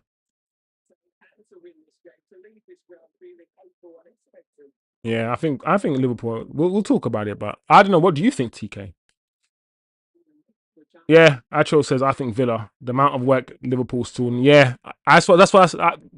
Acho, let Acho speak for me. If Man U beat AC, I won't be surprised if they sack him already. Acho, really? That would be a big call, my guy. Sacking the manager after. Maybe, maybe. I can't see it though. You know, the ones where you invest in something, you can't tremble at the first hurdle. I don't know, but more surprising things have happened though. I will say that, actual. I will say that. Where's the referee? What's up, guys? What's going on here? Am I losing my mind? What's happening?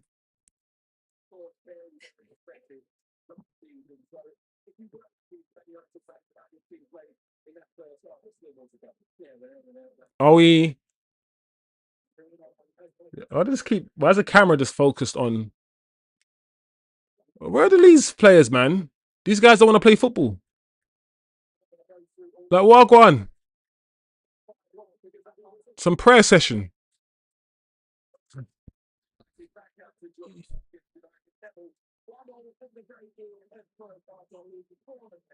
I can see Amorim having an Eric Ten Hag at Leverkusen type tenure at Milan. Quick and quick and painless. In and out. In and out. Shake it all about. Yeah. No, hey man. You're making a good point, guys. You're making a good point. You think these guys will just wet the pants and just pull the trigger and say, fuck off. Thank you, but no thank you. But no, what about probation? He couldn't even pass his probation period, no? Like, no? Come on, guys. Why is Fletcher still on the field, bro? Unfortunately, guys, it's changing the way that I'm looking at this game. I thought this game would be a proper preparation for the season, but he's playing Fletchers and Toby Colliers that, and I know these guys ain't playing football for us next season. So I don't know what to expect. He's probably going to say, "I'm just giving the guys a run out." I'm. That's probably what he'll say, guy. He'll probably say, "Listen, these guys need a game, and I gave them a game." I think Fletcher will come off for Tielemans, and Mbeumo or Zaxi or Ahmad or somebody will come off for Bruno in about 15 minutes. I think these guys will get another half an hour. If not, then I don't know what to tell you guys. I don't know. Anyway, we started the second half.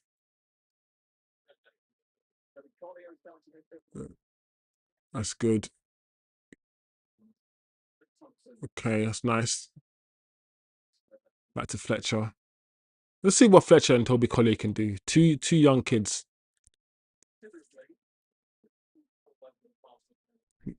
Okay, Thompson. First touch from Thompson, the 18-year-old that we bought from Tottenham. Let's see what he can do as well, guys. We've seen the little videos, we've seen the little clips, we've heard the talk. He's not ready yet. We know he's not going to be ready, but we've heard promising things. Okay, that's nice. All right, all right. A few step overs, a few nice touches from the kid. Move it quicker, bro. That's good. That's good. Bruno, you've gone back to not Bruno, and Bumo's gone back to his bad first touch thing, bro. That first touch was crazy, Brian.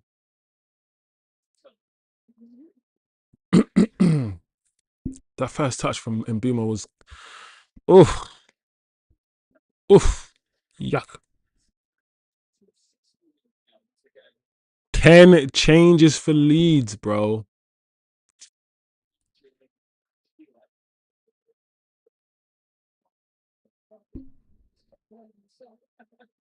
Amarin flew too high to the sun, says Yaya. Manchester United is a curse to the managers.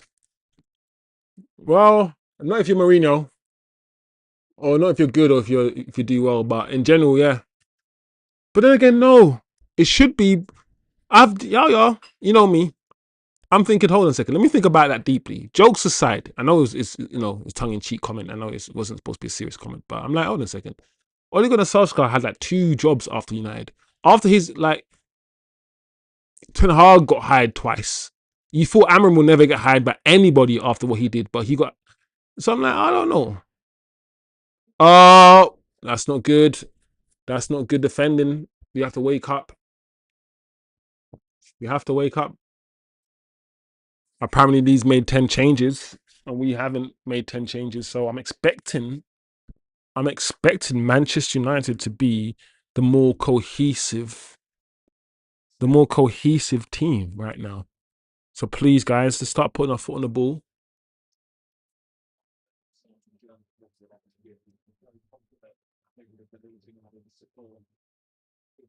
That's nice. Ahmad dropping deep like that. Pick the ball up.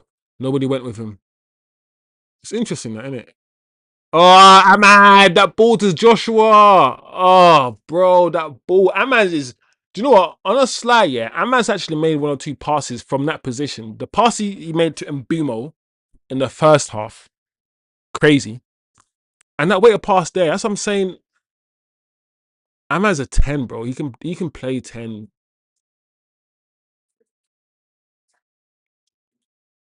That pass there and the weighted pass as well. It was nice, guys. It was nice. It's good. Wilson is a good signing for them. I think so. I don't know, guys. We're gonna have the conversation about whether Leeds will stay up. I need to think about it. I need more data. I need to see what the other teams are on. It's too early to say, but we'll make our predictions, I guess. But so far, I think Leeds will be fine, Yeah, the football is dead now. It's a shame, man. There was some good football, bro. But listen, the second half has only just started. I'm hoping that once the Cunhas and the Brunos come on, and I'm hoping it's soon, the football will pick up again. Because I think right now the midfield is not there. You got Kobe, you got Collier, and you got Fletcher in our midfield, and yeah, that's not it. That's not it, guys. So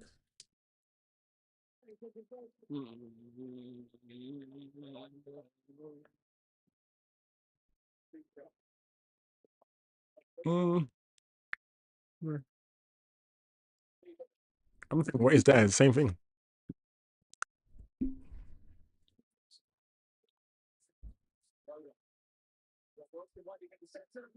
Wow, that should have been a goal. Our defending has been so bad as well.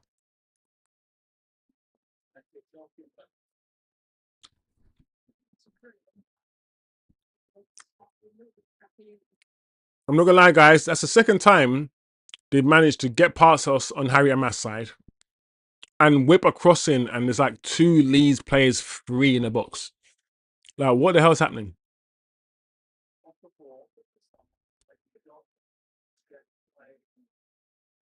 Oh, exactly. You took it out off the ball there. You took it out. That's a blind pass. It's not good enough, Joshua. Not good enough, bro.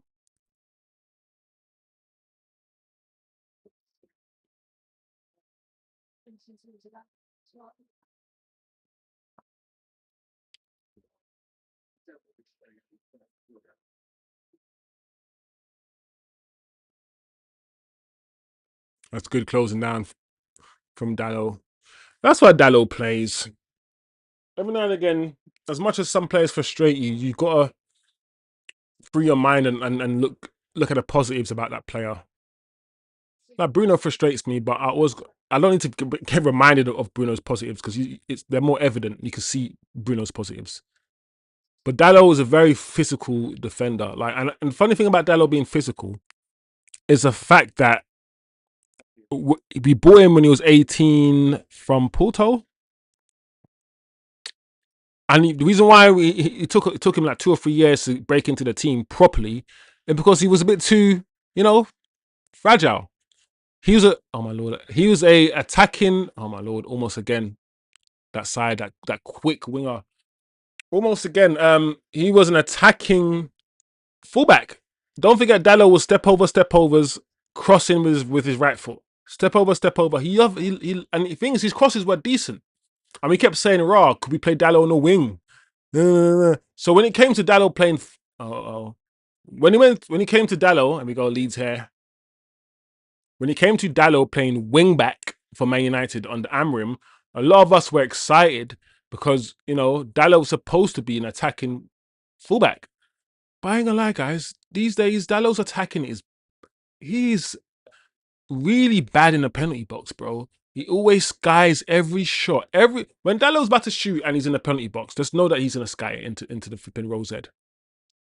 He lacks so much composure in a penalty box. It's crazy. That was nice from Dalot. Bruno, please. And Bruno, sorry.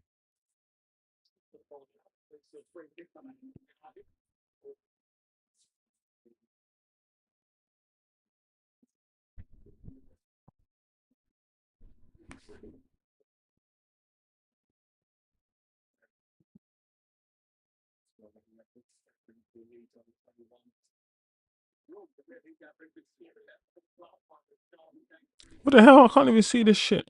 I know this is a watch along, but who is the current flavour of the week for United transfer rumours? I've been away for a bit. As in, who are we linked with right now? As in the most? Whose name is in the ether? In the ether. The Lewis Hall still. They're still trying to push a Lewis Hall thing. I don't think we're going to get Lewis Hall, but they're still trying to push that. Kone. Do you know what's resurfaced as a link all of a sudden? And I'm not quite sure where it's come from, but Adam Wharton. And I'm not gonna lie, guys. I think TK will second me on this one. I'm all for the whole, not overspending, all these things. Great. But I've said everybody will have a player that in their opinion is not overspending. Everyone will have that one player that they're like, no, just go and get him. I'm not gonna lie, guys. Break the bank for Adam Wharton. I've said many a times in this transfer window, why isn't Adam Wharton being looked at? And I've heard many people say things like, maybe it's the data.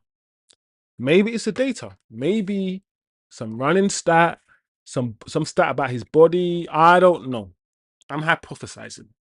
But teams ain't, maybe it's the price. Maybe every team's been told the price and every team's like, what the hell? But if there's one guy, I don't want to hear about nothing about the overspending and walking away. I'm walking away. Don't walk away. It's Adam Wharton.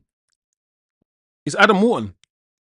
If you're telling me that United are taking this long to do shit because all this time they've been waiting for Adam Wharton or whatever, I'll be like, okay.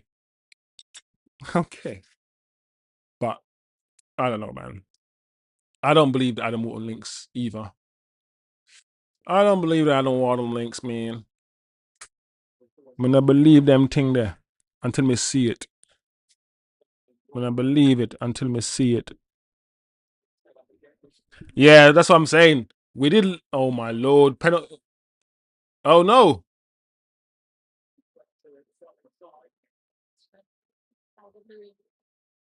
Dallo, bro, they're opening us up. They made all these changes and they got better. We got worse, bro.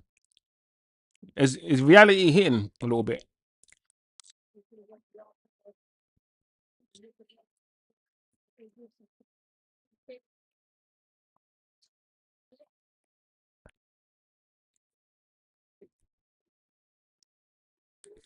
Some random left backs.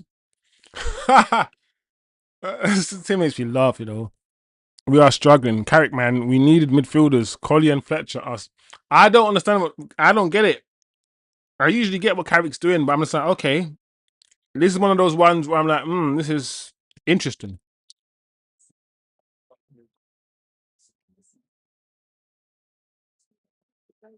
That's all I've got for you guys. All I've got is this is interesting. Carrick, this is all right, Carrick. Okay. There's a method to your madness, and cool. That's all I got for you guys.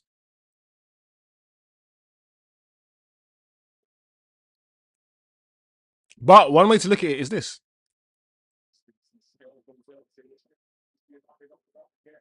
We're playing academy players against Leeds, and we're still doing okay.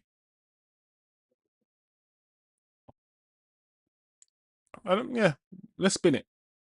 We're playing academy players against Leeds who are not ready and probably won't be ready, and we're not getting beaten 4-2 like Liverpool. But Liverpool are crap, though. Liverpool are crap. They're crap, guys.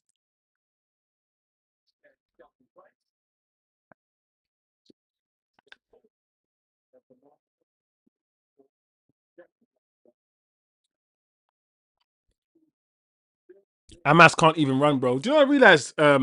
Yaya. I'm like, bro, I know that winger, the Leeds winger, Midnight. Sorry, I shouldn't have done that, but I can say that because I'm black. I know he's blowing, yeah. But I'm like, Harry, bro, Amas, you are making this man look like he's playing men's football and you're playing boys football. You know the men against boys, and Amas just looks like a boy, like just getting. I don't know, man. Oh, bro, we are not playing well at all now. We have abandoned all kind of good football that we're playing in the first half, bro. This is crazy. Here we go now. All right.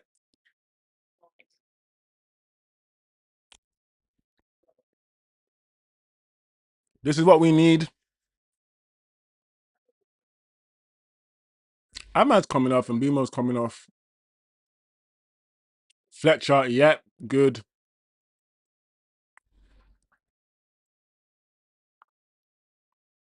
When Xerxes got his goal, Xerxes fans will be happy. Is that the last time we might see Xerxes at the football club? I hope not, but it could be. It could be.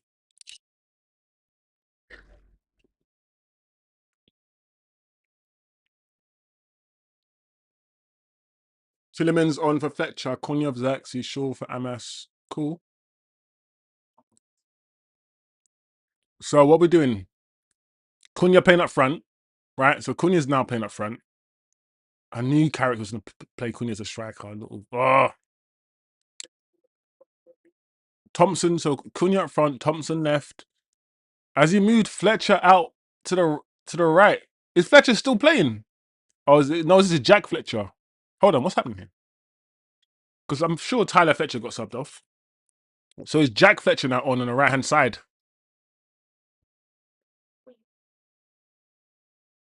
Oh, Jack Fletcher loses the ball straight away, you little prick, bro. Sorry. I'm like, bro, why you gonna lose the ball straight away, man? Cha. Arm to you, man. Arm to your cha.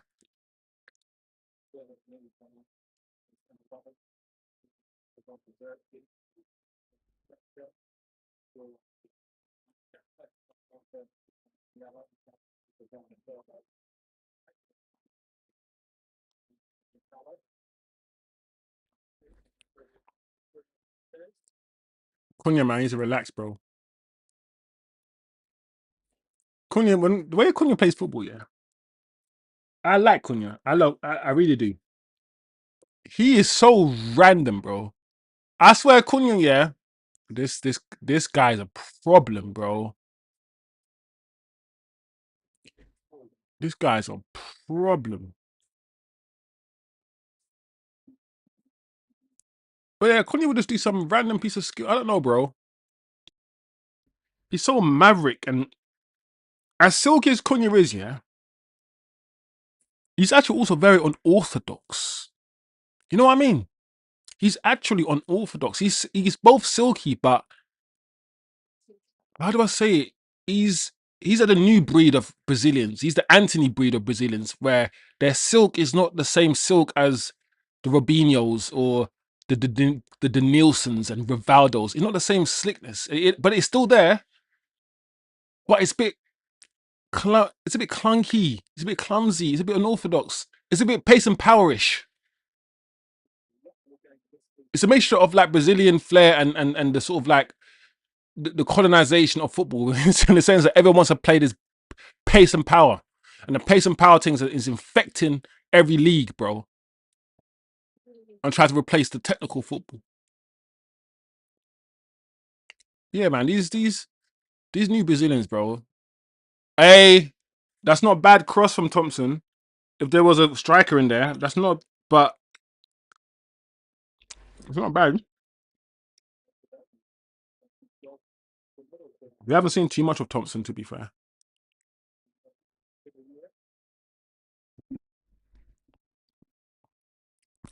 Jay-Z ball over. Yeah, man. The problem with Fletcher is that there's two of him. Oh man, the problem with man is that there's two, bro. Wait, their brothers are twins. They're twins, aren't they?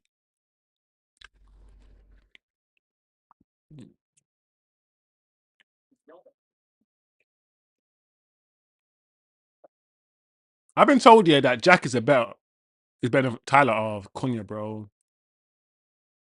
So I'm saying about Cunha, he's just like he's got the Brazilian flair with that some of the English grit. Not too much flair.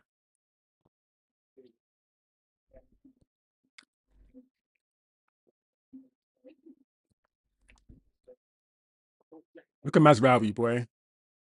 Masraoui's head shining, shining.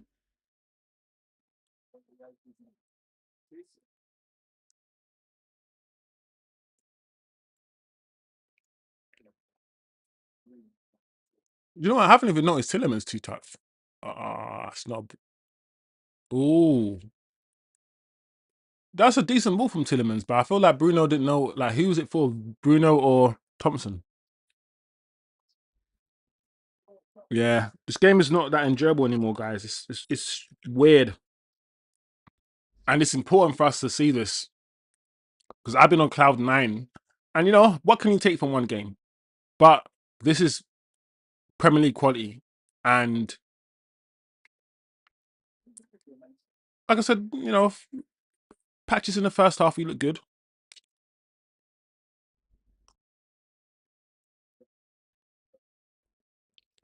It's an important test.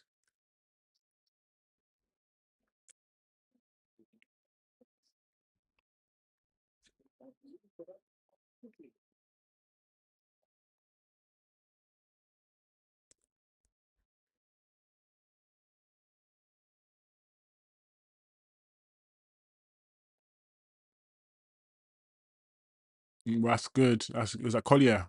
That's good, Collier.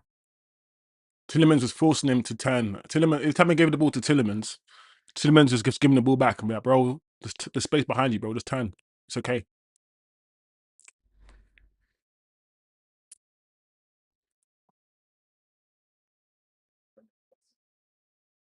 That's nice. See what you can do, Thompson.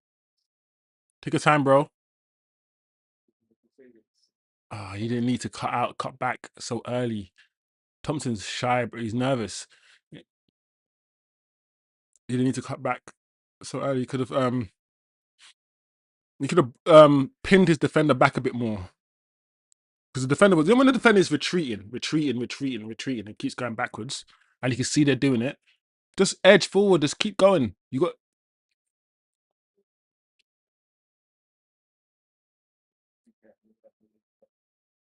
before you cut in on your right foot.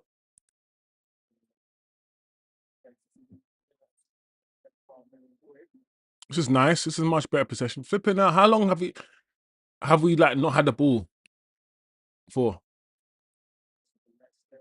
See, this is what we want to play. This is what we want to do. Ah, Bruno Fernandez, bro. That's not it. bro.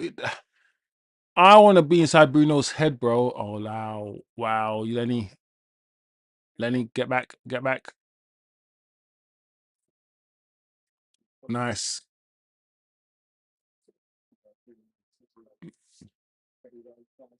That's a good pass, you know. Flipping that.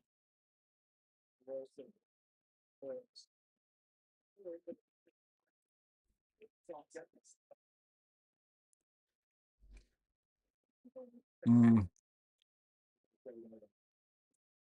Guys, one thing is clear though, people, and I know it's early to judge. Thompson's not ready, but it's okay. Not everyone needs to be ready right now. And, you know, as long as he's training with the senior team around the guys, I think that will do him a world of good, Thompson. Wow, that's almost Calvert-Lewin diving for that header. Leeds are getting closer.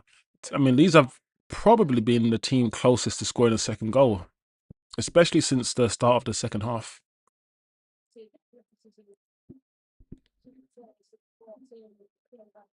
It's so odd seeing Woodgate in a Man United shirt. Yeah, man. Sometimes I think about Jonathan Woodgate, and I think I've said this before, but I don't know, like, if the younger generation actually know how good Jonathan Woodgate was as a defender, bro. Like, Jonathan Woodgate was a baller. He was. Oh, wow! Look at Luke Shaw going forward. Look how high Luke Shaw was. That's crazy. Go on, Luke Shaw. Luke Shaw was high up the. A Lenny, you always had to play offside there. It didn't work.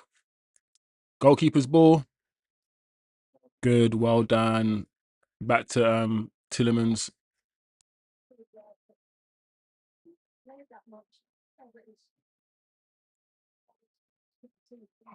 Bro, Bruno's run was good. Who was that? Jack Fletcher. Oh, I got Thompson. All right, see what Thompson can do. You can go for the overlap. See, I feel like when Thompson cuts in on his right, yeah, he's doing it too. I don't know how to describe it, but it's like the gap between himself, yeah, and the defender is wide. It's almost as if he's doing it like a split second early because he doesn't want to get tackled. And I'm like, bro, you know what you kind of need to do, yeah, is kind of wait. Sometimes you can wait for him to lunge. Just look at look at his feet. And when you see him lunge, tap it to your right, skip.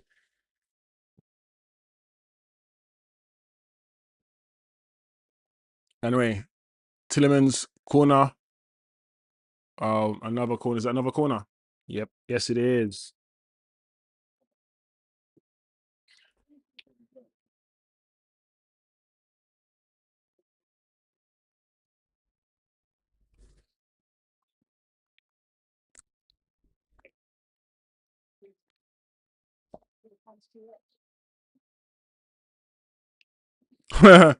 Actual said this is some poverty football.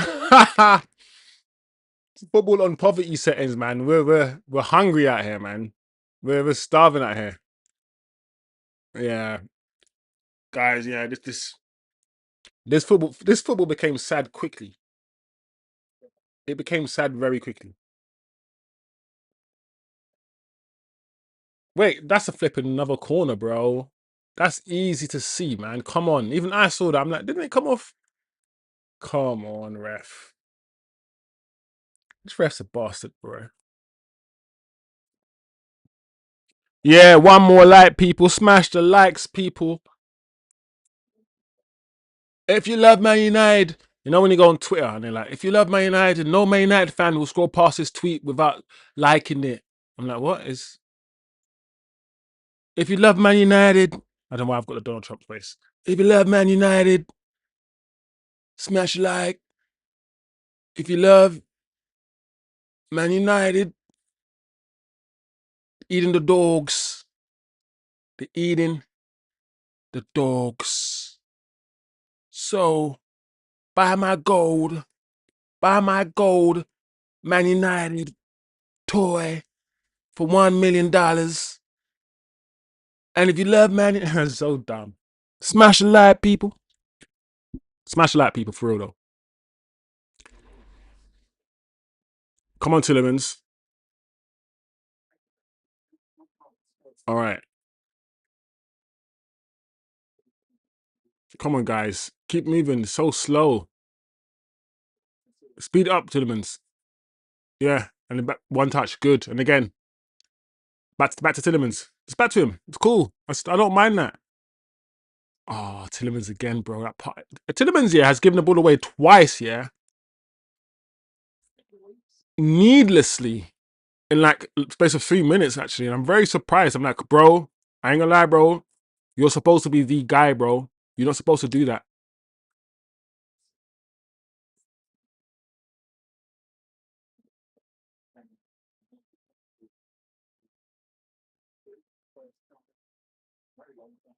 Mm,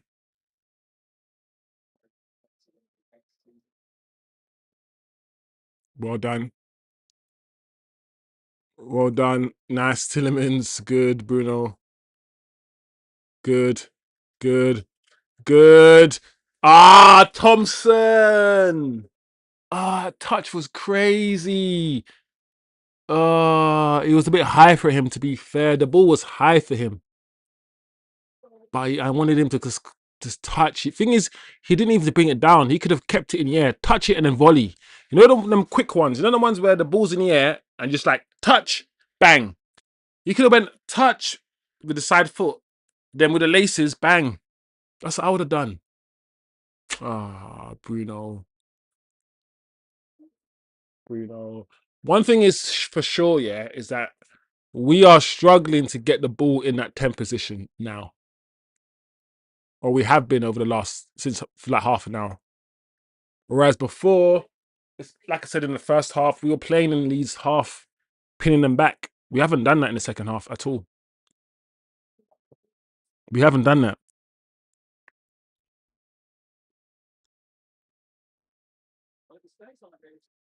But this is a very important game. You know,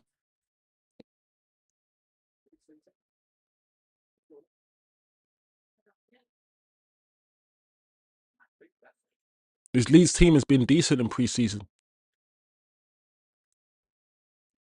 I wouldn't be surprised if Leeds have more possession than us in this game. Despite the fact that I think United, in some parts, as I've said, have kept the ball well. Let me see the stats.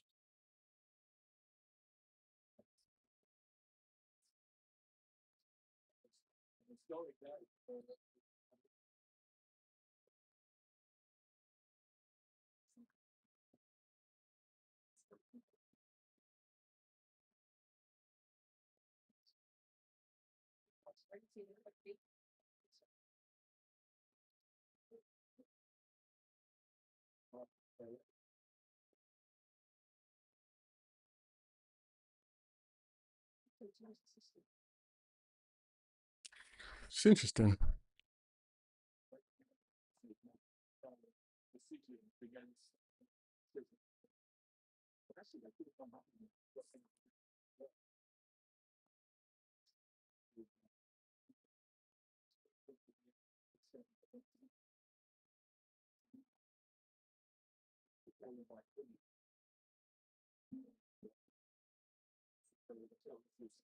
One thing is that other teams are going to have hell of athletic ballers, you know. We just need to be careful. Well done, defender. Calvert-Lewin didn't know what he was doing, bro.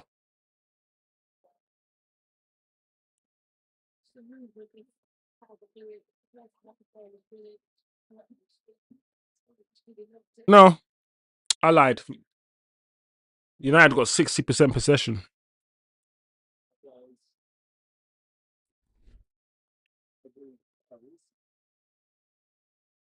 Ugh. Big up, people, man. Smash the likes, people. Bit of a weak end to the game. Oh, save goalkeeper. That shot was venomous, bro. Do you know what? Leeds have had a few chances. they've been skinning us alive down the right-hand flank in the second half. They've had at least a few cutbacks, few crosses down the right-hand side that they probably should have done better with. And I don't really remember Man United creating any chances in the second half, doing anything.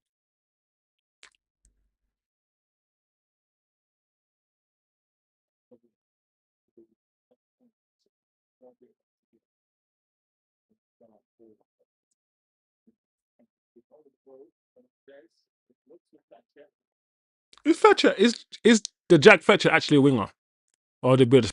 I'm thinking, I don't get this Fletcher stuff. If they're not involved next season, then why are we even wasting our time playing Jack Fletcher on the right hand side with Lacey? It's just like, what is happening?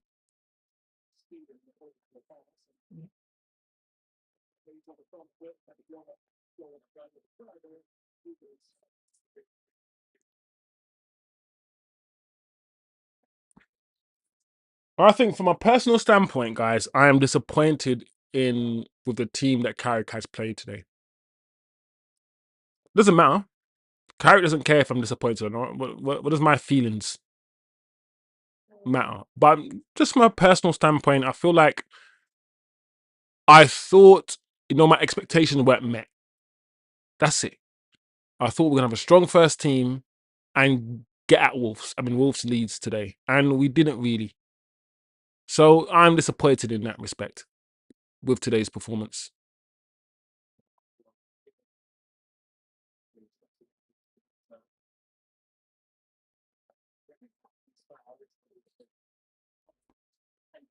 I think today's match is a good match. But then, do you know what's... It's hard to analyze today's game because Carrick didn't go full strength. And that is why I'm a bit annoyed, because I wanted Carrick to go full strength so we could see where we were.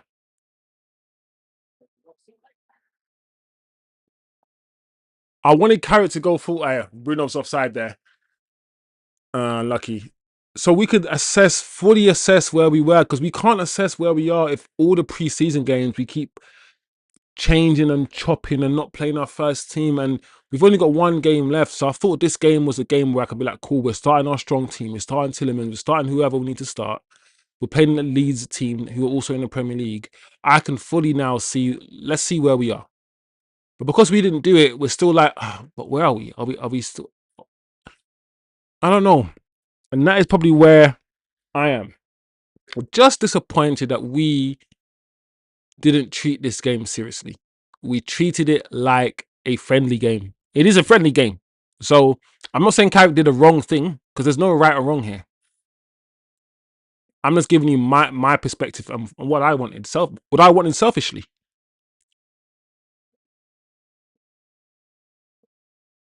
I trust Carrick. I trust he knows what he's doing. He knows what he wants to see. And that's cool.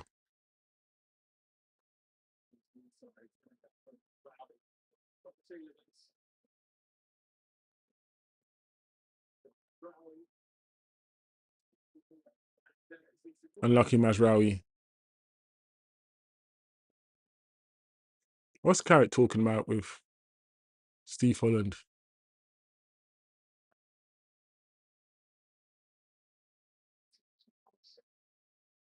That ball, yeah. I thought Mazraoui was shooting there, but I feel like he did try to sort of clip it into Bruno. But why didn't he just put it on the floor? Why did he clip it in the air? It's such a strange pass to make. Like, what's Bruno gonna do with that? You firing it towards his chest? Like, what's it? Give it to his feet.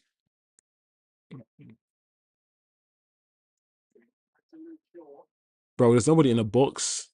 Don't shoot. Oh, bro, I'm not gonna lie, yeah. When I saw Bruno shape up for the volley, I was like, yeah, this is gonna go wayward. He just didn't look convincing to me at all. That's why I said don't shoot. Yeah, don't shoot. Don't shoot. I know what you're thinking. Something reason. Don't tell me. No, no, no, no, no. Don't shoot. Bruno Fernandez. Oh. Ah, flipping heck.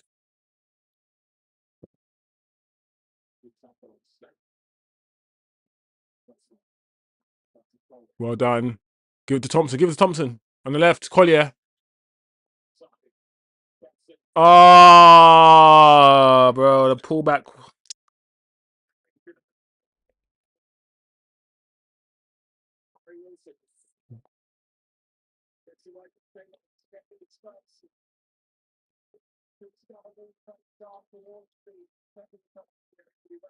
I'm not gonna lie, yeah. I'm not gonna lie, guys. Let me be real with you. The way Callum Wilson just skipped away from Tielemans just then is frightening. Youri, you look. Is it me that's Youri? Youri's running like he's hella tired, or maybe am I projecting here? You know the ones you just they're projecting onto next man. But I don't know, man. I don't like the way that Wilson just skipped past man, bro. Because I know that's Kobe Manu, yeah. Kobe Manu's think about Kobe, yeah. That's oh shit, what a ball to Wilson. One thing I've noticed about Kobe over the past year, bro. This guy, this guy's okay when it comes to duels, you know. Kobe can go shoulder to shoulder with you, and more times than not, yeah, he's standing up and you're on the floor. He's got like Kobe's got a strong, like a stocky strength about him, Kobe. But yeah, the way that Wilson the skip past Tielemans there, bro. That's yeah. Please, Youri.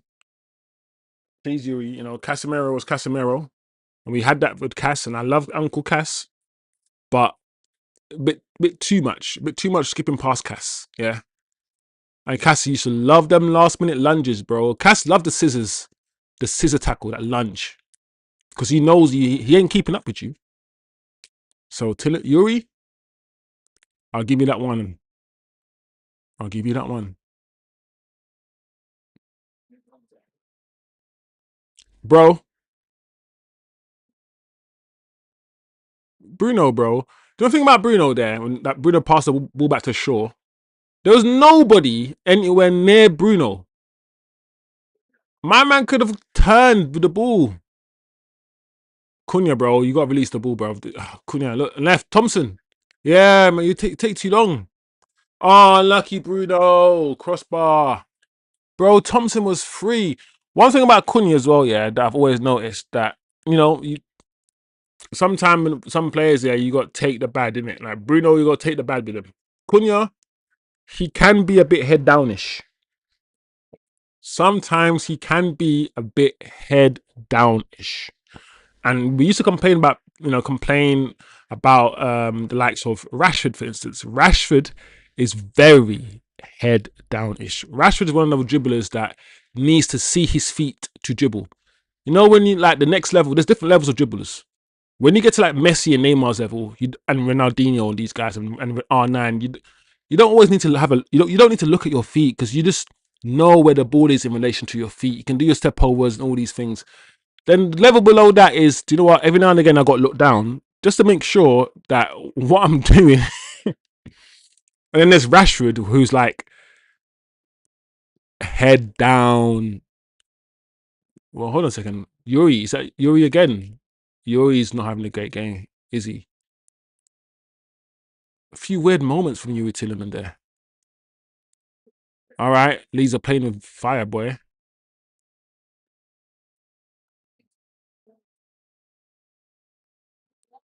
Big up the chat, man. Bruno offside. We are keep Fletcher twins this season. I hope not, man. Please don't tell me we're keeping the Fletcher. We are keeping them. Oh no. We're not loaning them. JJ, Shea, and the twins are staying with the first team this season. Oh.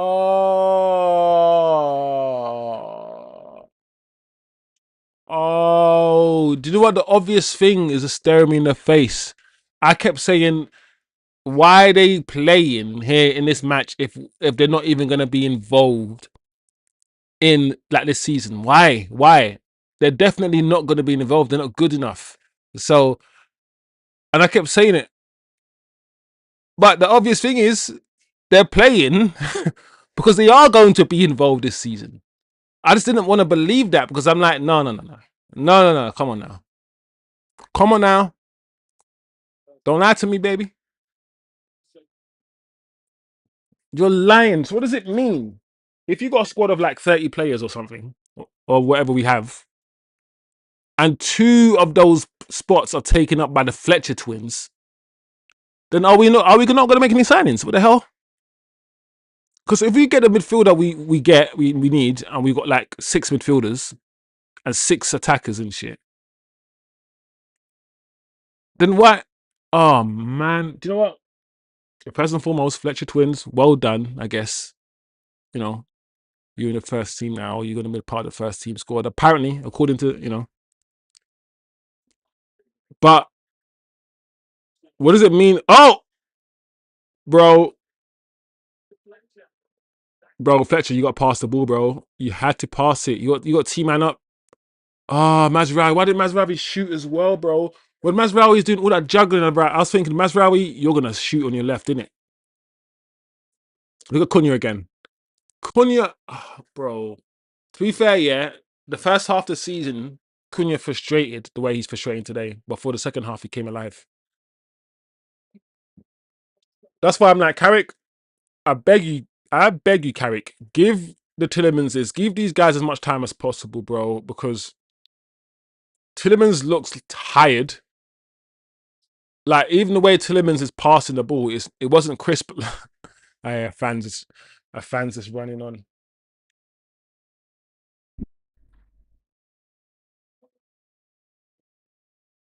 Deemed untouchable. The Fletcher twins are deemed untouchable, bro. And this is a dark day, you know. This is a dark day. If this is true, this is darkness, bro.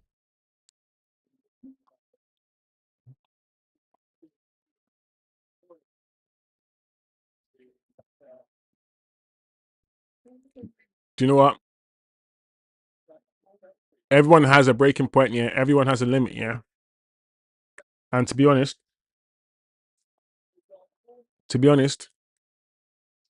I might be Ineos out if after this Fletcher news. That is diabolical, bro. I'm joking, guys. It's not that deep. But I don't know, man. I just don't see. Look, Kobe watching the game. Look at Kobe watching the game and Delit also supporting. Feed along. T Kizzles. This is crazy. I mean, it's not that deep. Or is it? The match is done. I don't know, guys. This match was weird. Help me put this one in words, man. What a strange game. Almost like an anti-climax.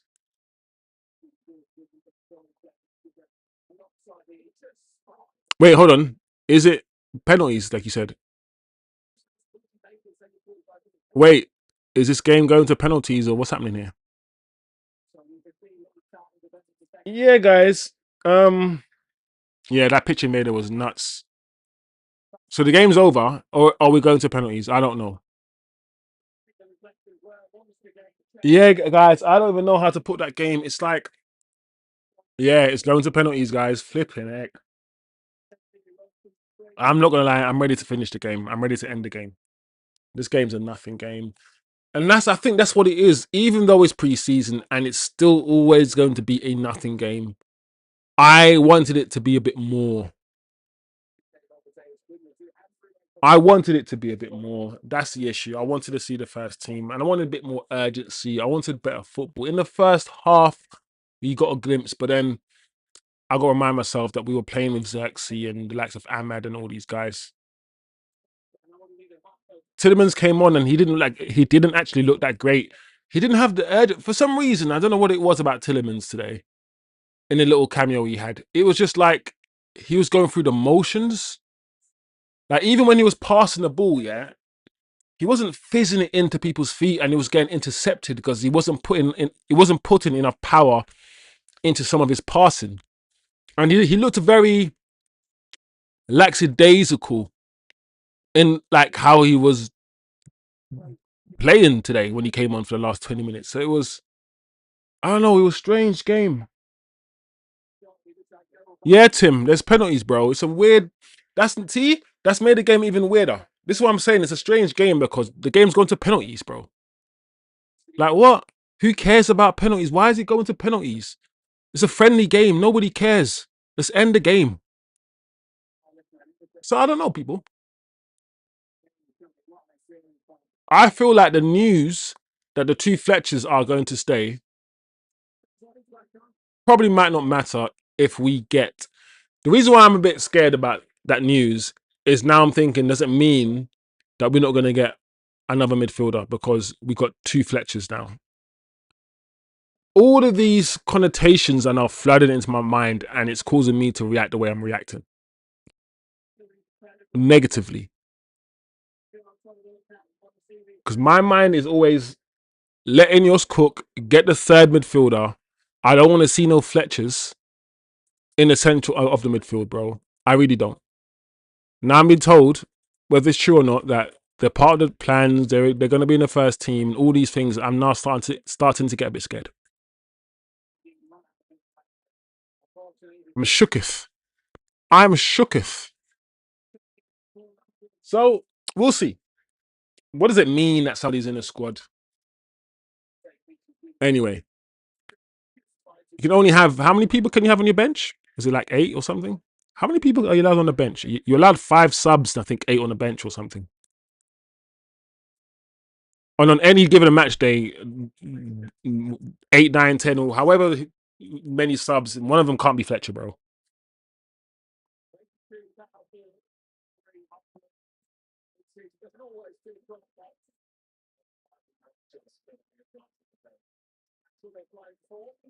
Yeah, Tielemans when he came on was a bit. He was a bit tired, you know. He looked upset. Cunha was being the frustrating Cunha rather than the Cunha that we saw in the first half of the season. He was being that Cunha. Yeah, the first half was not enjoyable at all. I mean, the second half, should I say, was not enjoyable at all. But we're here. We keep it moving. Penalty shootout. What's going on, man? Hurry up, man. Nobody cares about this. Why is there penalties?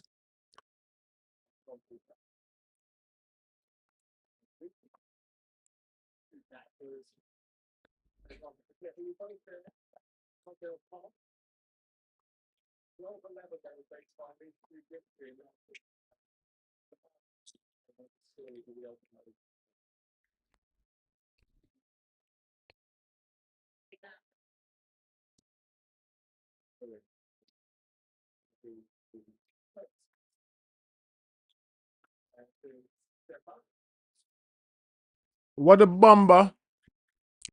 What the Chevrolet champions? Guys, can I ask you guys a question? Chat. T-Kittles, Tim, everyone, Atro. Were there always like a million preseason trophies? Like, remind me, when we did preseason like 10 years ago, were we winning trophies and getting good penalty. Calvert-Lewin. So I'm thinking, why is it every time preseason there's always some? Didn't we win a trophy last preseason match? We beat PSG. No, we played a game recently where the squad was pictured. Yeah, with a trophy. It might have been PSG. I don't know. And now apparently this is for another cup. And I'm thinking, hold on a second. Why are they trying to make these preseason matches into World Cup finals, bro? Like, what the hell, man? Like, what are we doing here? Luke Shaw. Wow. Well done, Luke Shaw. Technically sound. Smashed that into the top bins. Ooh. I'm not going to lie, yeah. I knew Luke Shaw was going to score, bro. I've always said I got no problem with Luke Shaw's tech. No issues.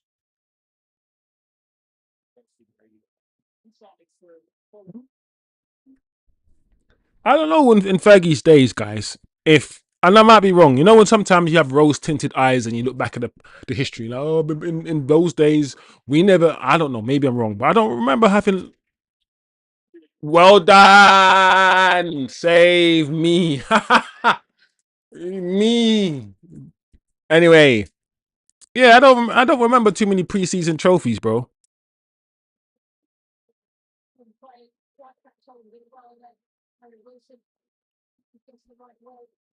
I don't think so. There was only like one or two preseasons. Two, true. Yeah, I remember going to, was it going to like India? Where did we used to go to under Fergie? Or we've gone to a few times. We used to go to Asia, didn't we? To tap the Asian market. Oh, well done, Cunha. Wow, I don't know how he did that. How did Cunha just take the penalty? How did the ball hit the back of the net before the goalkeeper dived? I don't know how he. Do you know what? Yeah, that little step there, that little stutter there was crazy from Cunha. Yeah, we went to Asia a lot under Fergie. I say a lot, but I remember under Fergie going to Asia.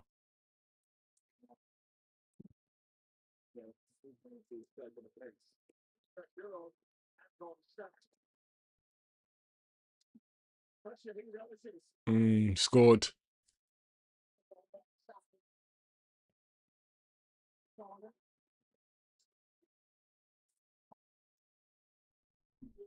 We should win this penalty shootout, shouldn't we, guys?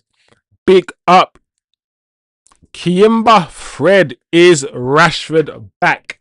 Bro, if you mean, is he back in the squad? Is he back at Man United? Yes. But he did not play today, and he's not in a match. He wasn't in the match day squad, so he wasn't picked for this game. Maybe for the next game. Oh, you're lucky, Jack Fletcher. Very lucky.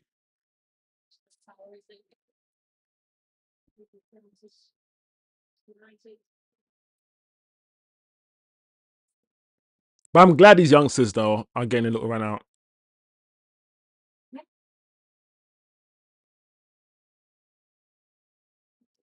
Hey, my man, so quick, so quick, bro. Such a problem.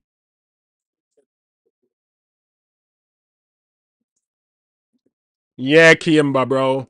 He's all over the net, man. He's in the training videos, as Atro says in the chat. I don't know, bro. Listen, everyone's got their different opinions when it comes to Rashford. Oh, what a penalty smash. Nonto's been a problem since he's been on, bro. His pace is crazy. Hmm?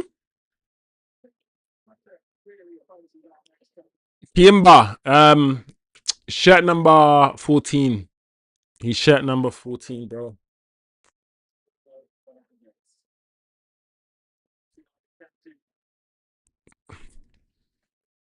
Imagine Bruno be the one to miss. It would just be poetic, innit? Our actual penalty taker misses in a penalty shootout.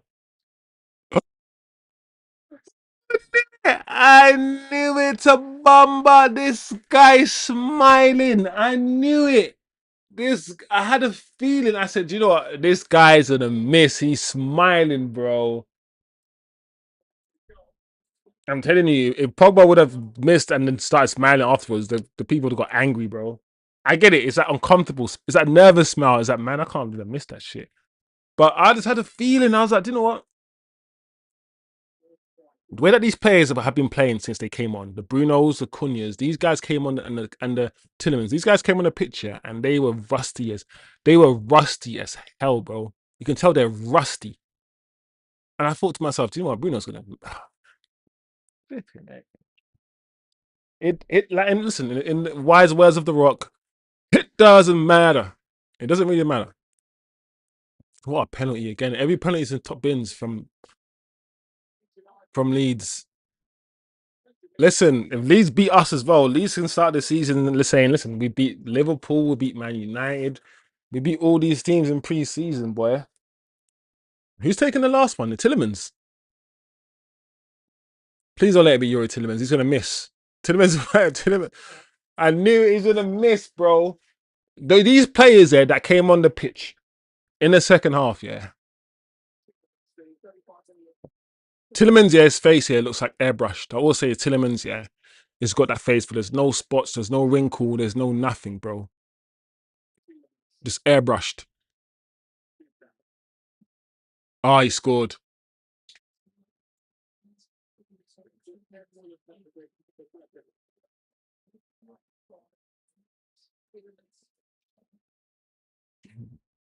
We don't know yet.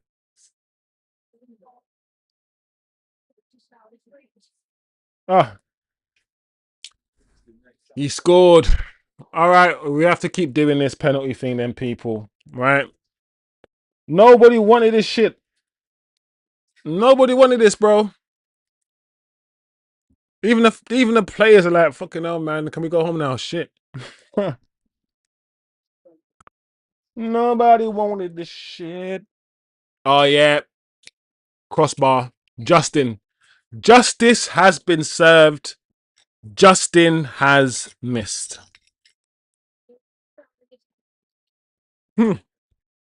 Or Justin has been served. Surely now. Who's gonna take the next one? Mazraoui. Let Mazraoui take one.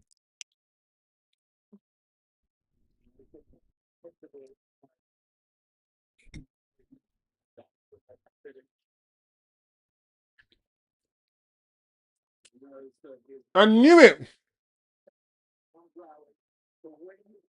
I knew Mazraoui was gonna take that one. Come on, man, it's the score. Let's go home now. Well done.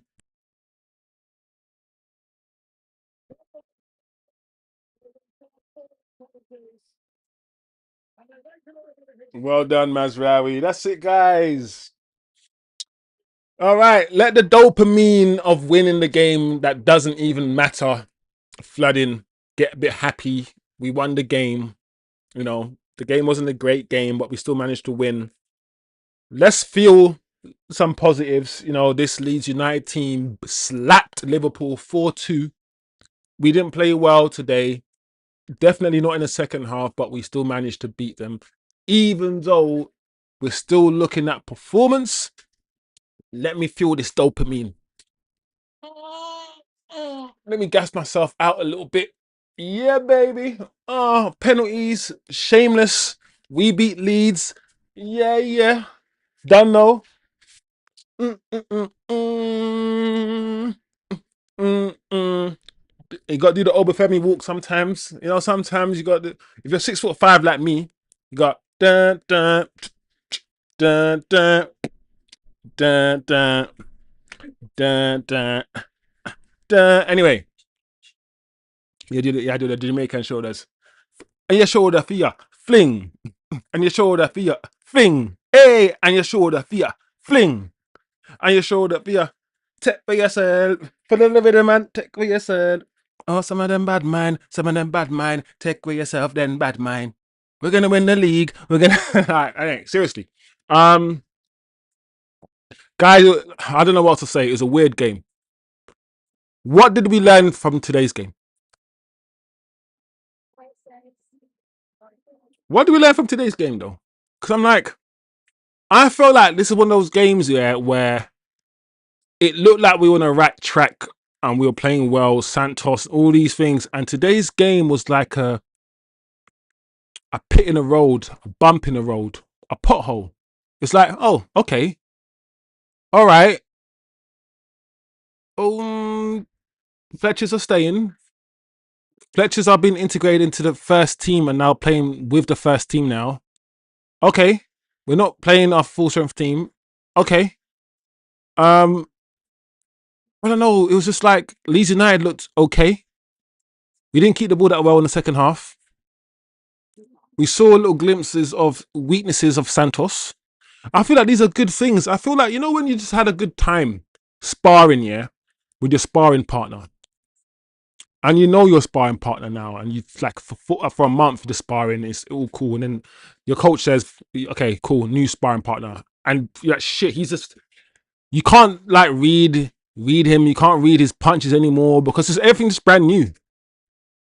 A new test for you. And he's kind of exposing different shit about your defense, and he's exposing different shit about your attack. I feel like that's what happened today. I feel like we played a team that just reminded Carrick that he's got shit to do. That's reminded all of us. And when I say all of us, maybe I'm talking to myself. Because you know me, I've been quietly confident. And I still am. I still am. But we've just seen enough from, one or two bad passes from Santos, which happens.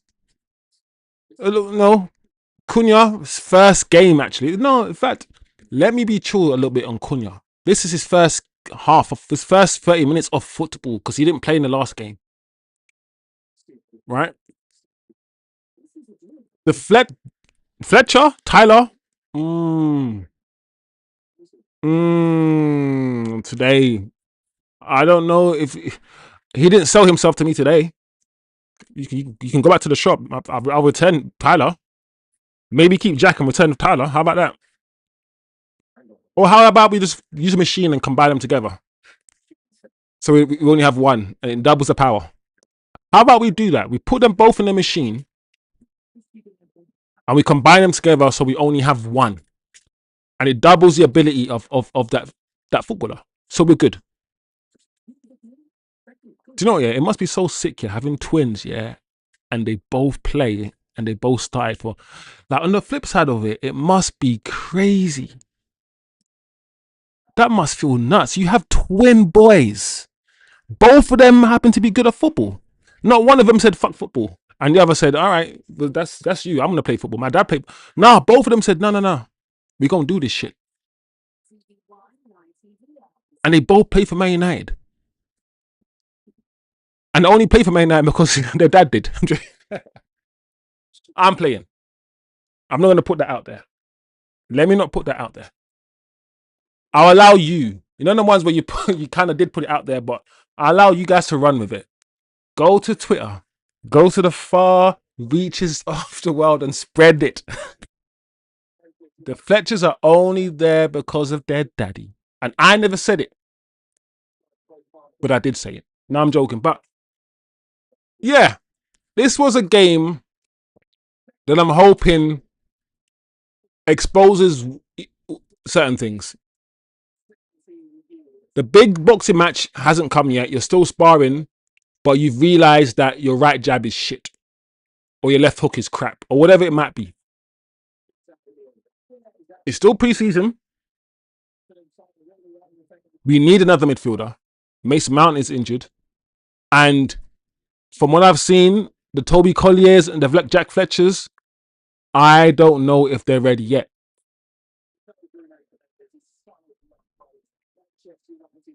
Let me know, guys. Let me touch base with the chat anyway. Let me touch base with the chat. Just in time. Champion. Everyone's doing the shameless. Bro, sometimes enjoy it, bro. We know what it is. We live vicariously through the football club. They are an extension of us. When they win, we win. Which is also a problem. Because it means when they lose, we lose. We don't feel cool. We don't feel cool. Will there be a parade in Manchester after that? I hope so, TK. It's a big trophy. It's a big trophy, TK. Don't joke. Don't joke, TK. I'll be there. I'll be there. Well done, Man United. Thank you, Orhan. Big up, Orhan. The Arsenal op. Arsenal fan in the chat. Orhan. Big up, Orhan. Big up, Tim. Tim's here. Tim said, yep. I learned that a feed along is as good as a watch along. Big up, TK. What we learned from today's game, the baller's ball. I've been saying it.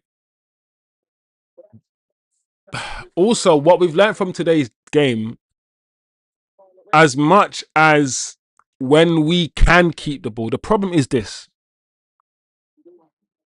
If we build a team to keep the ball and the team is not athletic and there's crazy sprinters and whatnot, we better keep that ball. Because what I've seen today, especially Leeds United and Gonga and all these guys, is that the speed in which and the physicality of Leeds and other Premier League teams, if we're not careful and we don't play our ball, because if we, as TK would like to say, go down to their level and play their football, TK, and start doing a physical thing with the likes of Tielemans, I don't know. I don't know, guys. If we get the ball, pin them back, final third, rotate, keep possession, doing what we want to do, try to do, and do our little counter-attack thing, Brandon Bimbo, yeah, cool. Because this Leeds team, in the second half, especially in that midfield, just running past Tielemans, running past Harry Amas, we need to be careful. We need to be careful, guys. Big up, yo, Delano, my guy, man. I hope you're doing well, man. Big up, Delano, man. Yo, we got the 10 likes. Smash the likes, people. We need 10 likes if we can. It will help the stream. Oh, we got him. We got him. Got him. Got him. We need a fusion dance pronto. We need a third midfielder and a left back. The game has shown this. Amas was getting absolutely cooked, says Atro in the chat. And when Santos came off, it was darkness. Yeah. What are you saying, guys? Is Santos nailed on to start the season then? Is Santos, therefore, because we've got one game left of preseason, is he nailed on to start the season for you? Will we see Kobe at all in preseason? And if Santos is nailed on, who is playing with him? I agree with Atro in the chat. We absolutely need a third midfielder. I think, let me be honest with my chat, with you guys. Atro. The idea of bringing on a Fletcher, playing the Fletcher, and from what I've seen, the Fletcher's not being good enough, has actually annoyed me. Because I'm nervous that we might not get a third midfielder also because of it. Like I said, is all the negative connotations around it. Listen, the Fletchers, I got nothing against the Fletchers. If you're good enough, you're good enough. And I'm hoping the assessment that's been made is that they're good enough and it's not because they're Fletchers. And if that's the case, cool. I got nothing against it. Champions League winning Manchester United with Fletchers and Toby Collier and Harry Amas all being kept this season, all being part of the first team. Especially Harry Amas doesn't mean we're not going to buy a left back. It's what it means. I mean, listen, there's 2.5 weeks of the window. Loads of things can happen. But it's the connotations, bro. That's why I'm a bit nervous. That's why I'm a bit nervous about that news about the youngsters that we are now keeping and integrating in the first team. Nothing against the youngsters personally or anything like that. It's that I don't want to be negative, and I haven't been negative. I've been quite positive, but Ineos, I beg of you, bro. Call him Ineos, bro, you know. Ineos, I beg of you, fam. If you don't make these signings,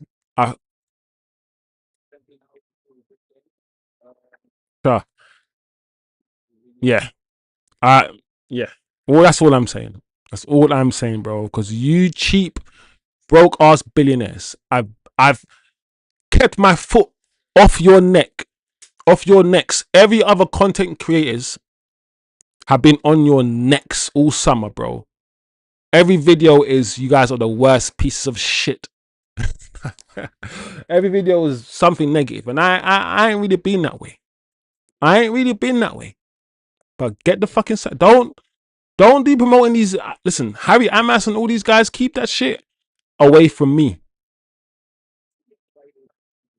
Keep it away from me. I'm bringing some players, bro. That's all I gotta say.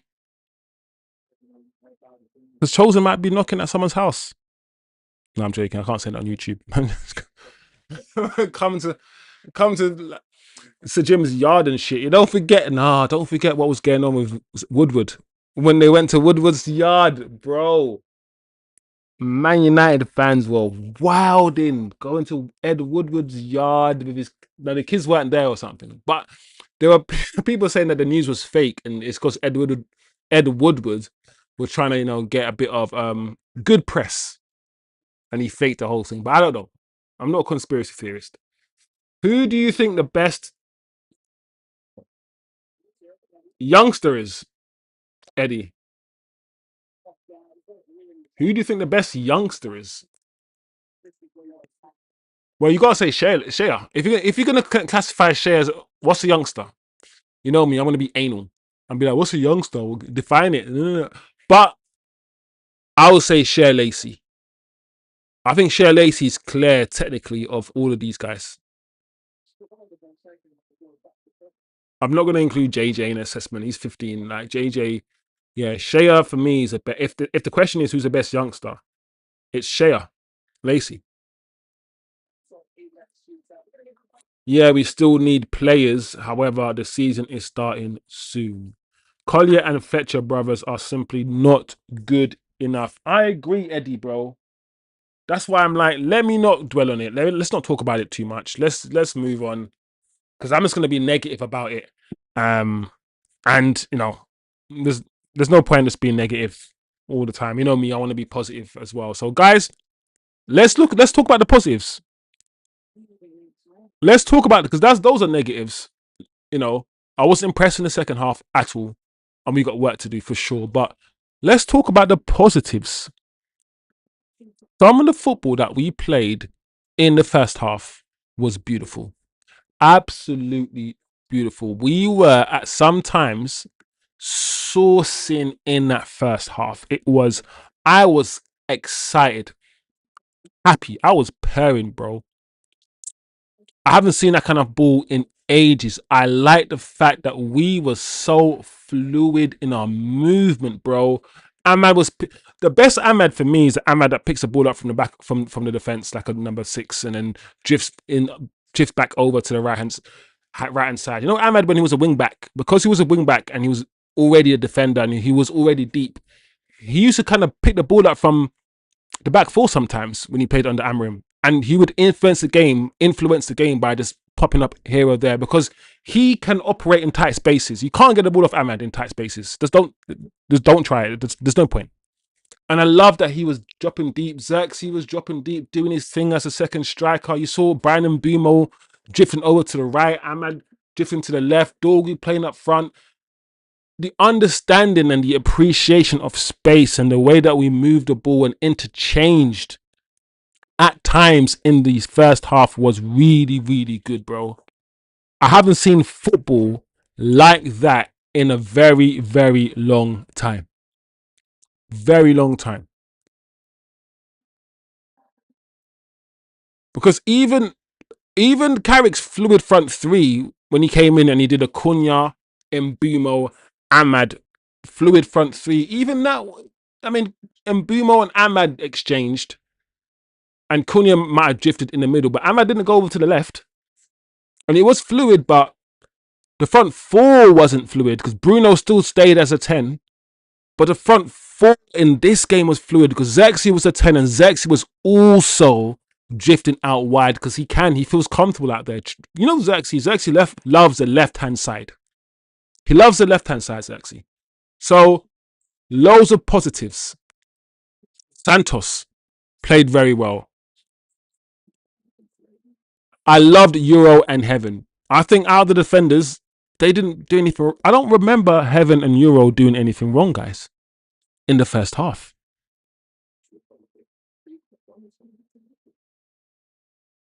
I don't remember Lenny, Euro, or Heaven really doing anything wrong in the first half, guys. Like I said, I'm going to be positive because there are some negatives, the Harry Amasis and the Tyler Fletchers, but, I've spoken about those guys. I want to focus on the positives.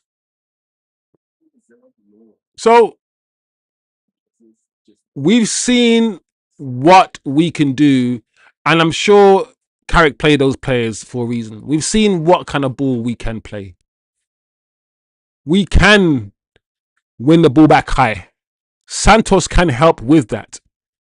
We can, as soon as we lose the ball in the opponent's half, recover it quickly and then go again. I've said this so many times watching Man United. I want us to get to the point where we are in the opponent's half, the way that Arsenal sometimes are, and are, yes, I know we have Harry Maguire at the back and he's not as mobile, but we're going to have to play on the halfway line with our defenders. So, Harry, you're going to have to be the sweeper. Maybe take 2 steps back, Harry. Take 2 steps back, put Aiden Heaven on the halfway line and put Maguire 2 steps back. I don't know. But we need to play in the opponent's half. We need to condense the field, especially if we're going to play with Tielemans and the likes of, I don't know, the likes of Kobe Mainu and Tielemans, for instance, against, I don't know, the Andersons. Because Anderson will run the whole length of the pitch. Baleba will run the whole length of the pitch. Do the Tielemanses and the Kobe Mainus? With those kind of plays, you want to condense the game. You don't want them doing this up and down the pitch because they can't. Kobe Mainu has proven under Carrick that he can somewhat do it. Tielemans today, the way that on 2 occasions, 2 players has drifted past him, it scared me. It scared me. So as long as we condense the pitch like we did in the first half, keep the players close to each other, keep interchanging, we're going to be crazy this season, bro. We've seen the worst and the best of Manchester United today under Carrick, I think. We've seen how we can be got at by physical teams who just tear us apart. But yes, I hope we don't play Amas in the league and we do play Shaw, because maybe it won't happen to Shaw on the left. But we've seen what could happen if we don't keep the ball. But we've also seen what we can do when we have the ball and we play our football. We've also seen that.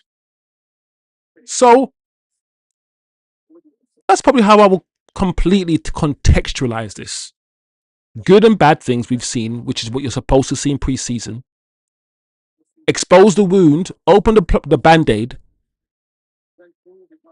see what'll go on with the wound, and see if you need to flip and fix it. Iodine and all them things there. Big up the chat, man. Smash a like, guys. Talk to me, man. Let's see what the chat's saying. Collier and Fletcher, yep, read that.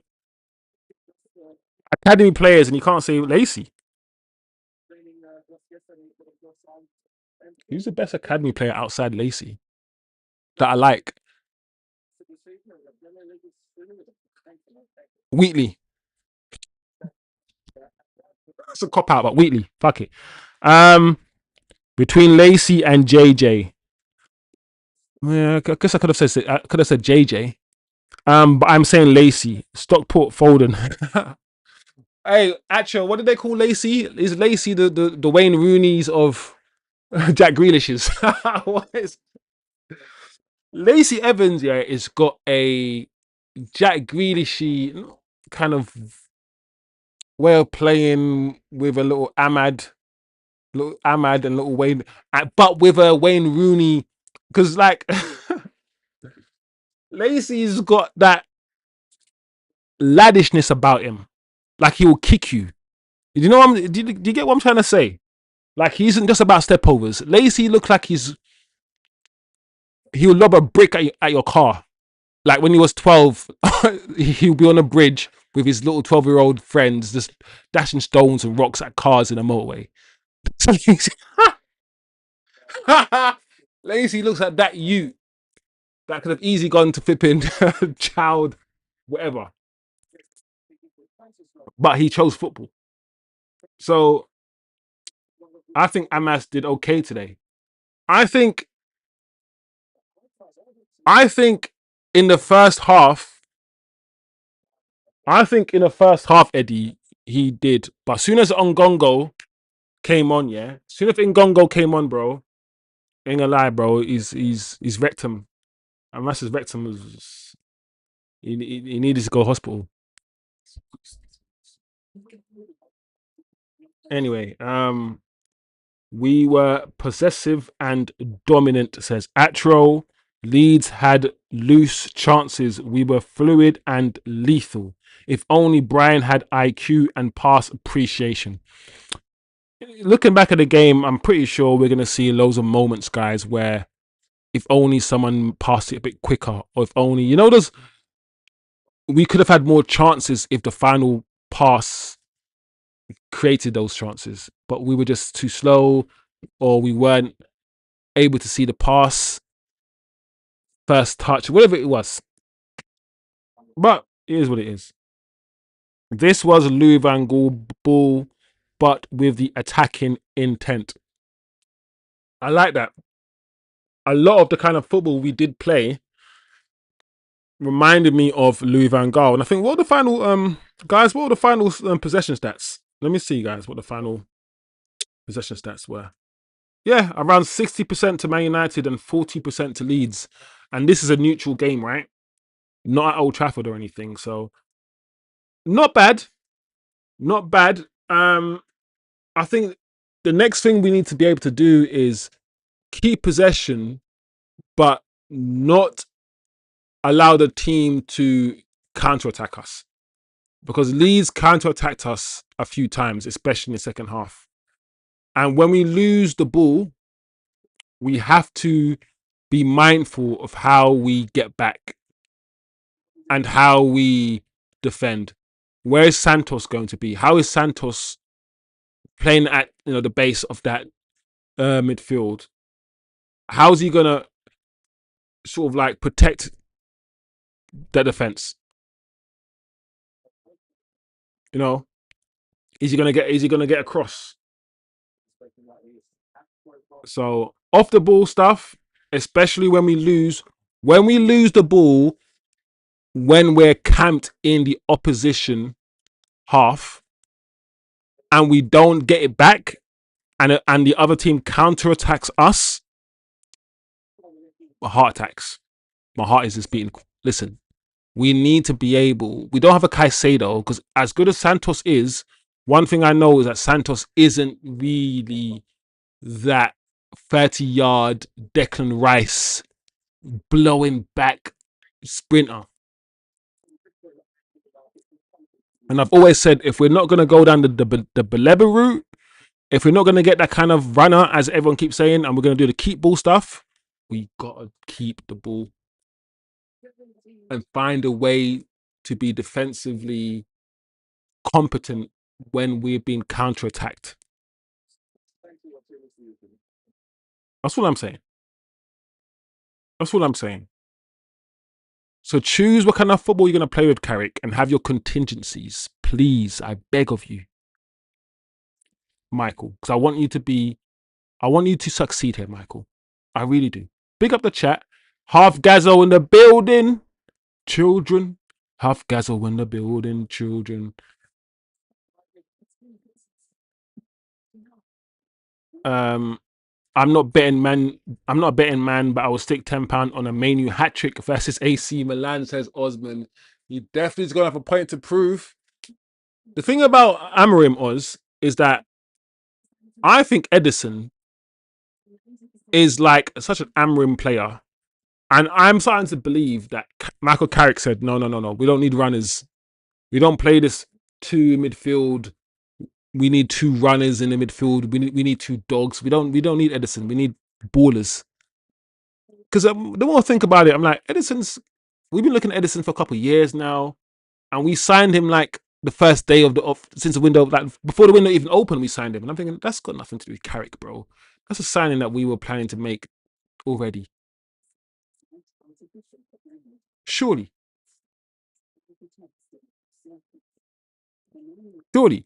But yeah, Kobe's definitely got something to prove against AC Milan. Would he play against AC Milan though, guys?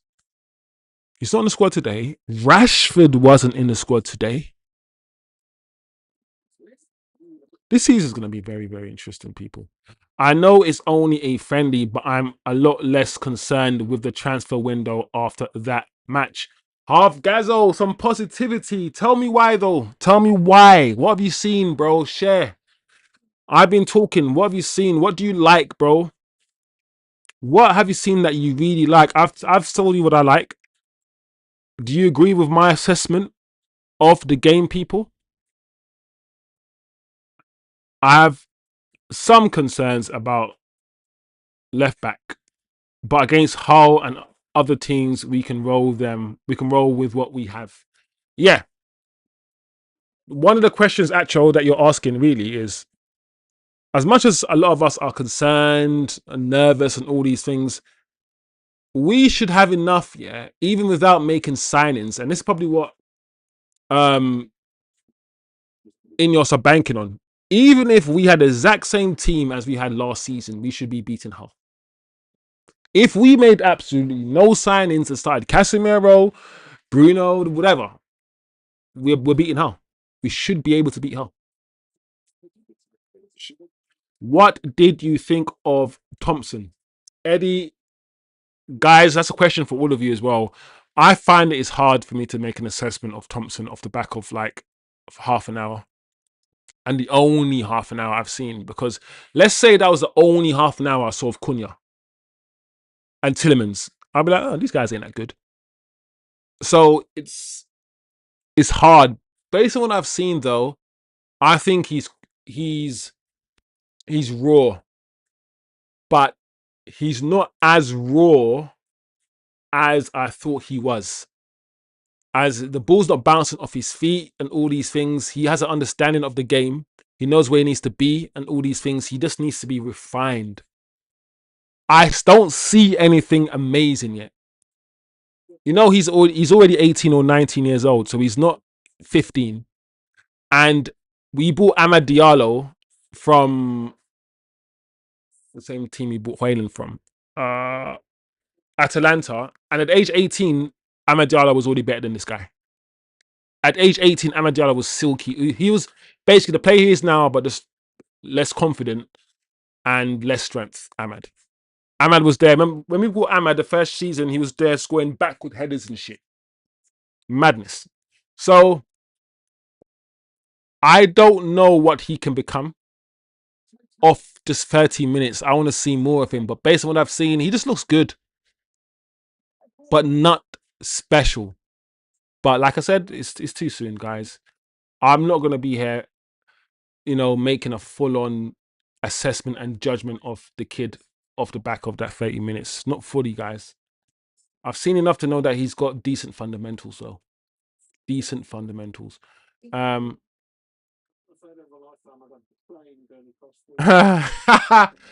makes me laugh. He said, Tottenham robbed us. It was one game, but he looked like a base form Rashid. Yeah, bro. Like I said, I didn't see anything special from him today, but I'm gonna Atro, bro. I'm gonna reserve judgment until why are they talking so much about this guy, bro, and putting his picture everywhere? What's half Gazzo saying? Can Shaw stay healthy well, he showed that he can stay healthy last season, but the question is, can he stay healthy for another full season? That's the question, isn't it?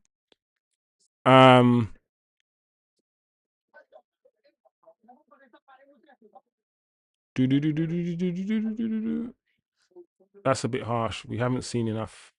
Yeah, that's why I said Eddie.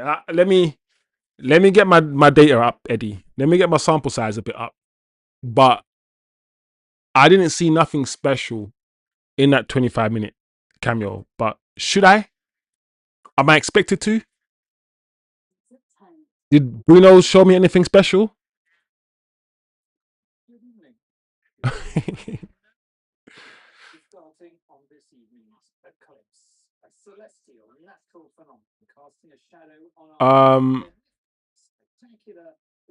I said Acho seen enough. So what are you guys on with Thompson? Acho in the chat right now said he's seen enough of this Thompson guy, the player that we bought from Tottenham. He's already ruling him out, saying he's not going to be good enough.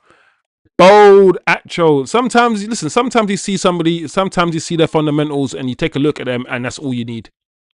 And Atro's clearly made his mind up in the chat that Thompson is just not it. He's a baseline, Rashford. He's the first, he's the baseline freezer. You know the freezer that's in that little circle thing flying around with the little things like that and the pink tail. And he's in that little circle ball. That small freezer. That's who he is, bro. People forget Freezer actually. I thought Freezer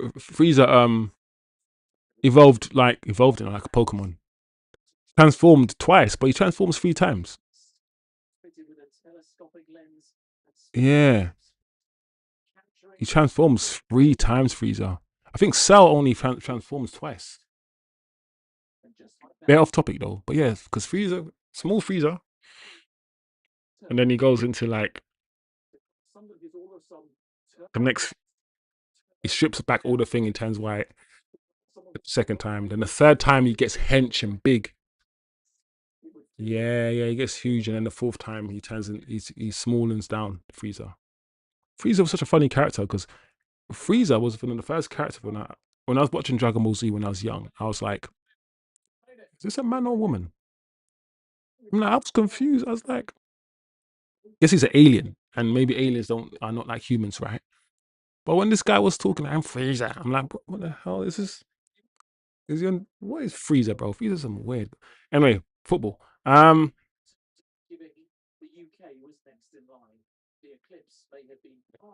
think we're overhyping Lacey. No, but you asked me who I thought was the best of the youngsters, and I think Lacey's the best. Do I think like he's the best thing in the world? That's a different conversation. How good I think he is. I do think he's good though. I like Lacey. Like I said, Lacey. One thing I like about Lacey is that he's a Stockport sort of Rooney. Like he looks slightly techie, but he also appears to have that bastardness about him. I think that's what I'm saying. He's a Man United player because of that. He looks like he would. No Scholes. Scholes wasn't just all like sunshines and rainbows. So Scholes was a fouler, bro. Scholes is always kicking people. Scholes is one of the dirtiest players, bro. And that's what Lacey reminds me of. He's got that bastardness about him. And sometimes the team needs that, bro. Mini Tom Patrick. Yeah. Patrick Egan. Patrick Egan, That's it. That's Lacey, bro. Apparently, we got 90% pass completion with 530 passes made. What we need to now do is make more use of the ball and win the ball back. We spend a lot of time just sitting back, which is cool, but we need to win the ball back quicker now, and then we'll be a crazy team, bro. One thing is clear though, we're starting to see the ways in which Michael Carrick wants to play football. When he took over against from Amorim halfway during the season, he didn't have time to implement anything. And look at what he did. And sometimes, as we have seen with Slot, when you play players in their best position and just tell them to go on and play, that's really how you get the best out of them, and they can win the league. After a summer of training and drilling your way of playing, they might look worse. So I'm just playing devil's advocate. What if the best Michael Carrick was the Michael Carrick that said, cool guys, I'm going to set you up in a basic way. I'm going to do this, I'm going to do that, and I'm going to play in all your positions, and that's it. And this Michael Carrick is now going to implement, just like, Amorim and all these guys, his style even more. What if we get worse? I'm joking. I don't think it works. I don't think this devil's advocate thing works in this example because we can actually see that we've improved. So I don't think it works. But I don't know. Just a thought, guys. Just a thought. Just a thought.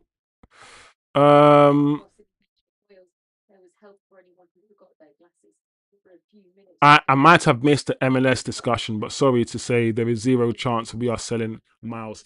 Osman, It's interesting how some United fans manage to, because I've listened to Rants and Bants.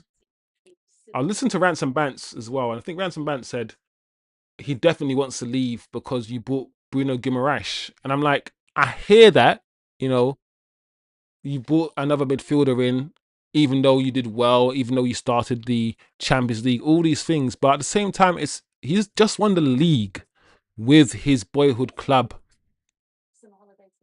and there's going to be plenty of games for him. So everyone's got their opinions, but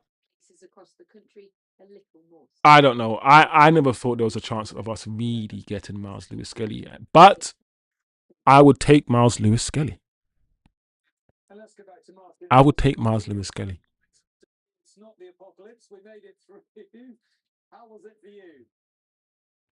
Acho says he doesn't mind the counter-attacks if we have Youri and Santos in midfield. All right, bro. I hear you. Yeah. As much as I love and support all Arsenal Academy products, ESR, Emil Smith-Rowe and Nketiah never started a Champions League final and looked completely on the level. There you go. That's one of the reasons why I'm surprised that he was up for sale or being, shopped around. But I didn't believe he was. I think maybe that was agent talk. Maybe. We'll see anyway. Yeah, exactly what I'm saying. Chosen Thompson does not show something where I'm like, wow. Yeah. But I'm also thinking 30 minutes, nerves, I'm thinking all of these things. I just need to see more before I make up my mind. But I hear you, bro. I hear you. You're not feeling Thompson. I understand why. You've given your reasons, bro, and I understand your reasons. I liked our works around the box, possession, player creativity. Yeah, I'm with you, half Gazzo. That is it. We today, and we're learning not to panic when we're around the box. And our passing, of course, needs to be smaller. It needs to be shorter and more precise the closer we get to the box. And that's what we're seeing. When we get to the box, these little small 2-yard passes, your first touch has to be good. And we're starting to play around the box a bit more, which is what you need to do if you're playing against low blocks. One of our problems was against low blocks. And we can't do the counter-attack thing forever. So we're going to have to learn how to keep the ball and break teams down that way. Teams who play in low blocks, like a Hull, for instance, who might do that, defend and defend and defend. We're going to need to keep the ball, probe. As Half Gazzo said, work our way around the box, take our time, don't panic, don't hoof in the ball, Dallo. Just keep moving it. So why is this such a big case? Yeah, I'm not. I'm watching this stuff on TV, guys. I'm thinking, why is this all over the net? Is it because this guy's black? Anyway, let's keep it moving.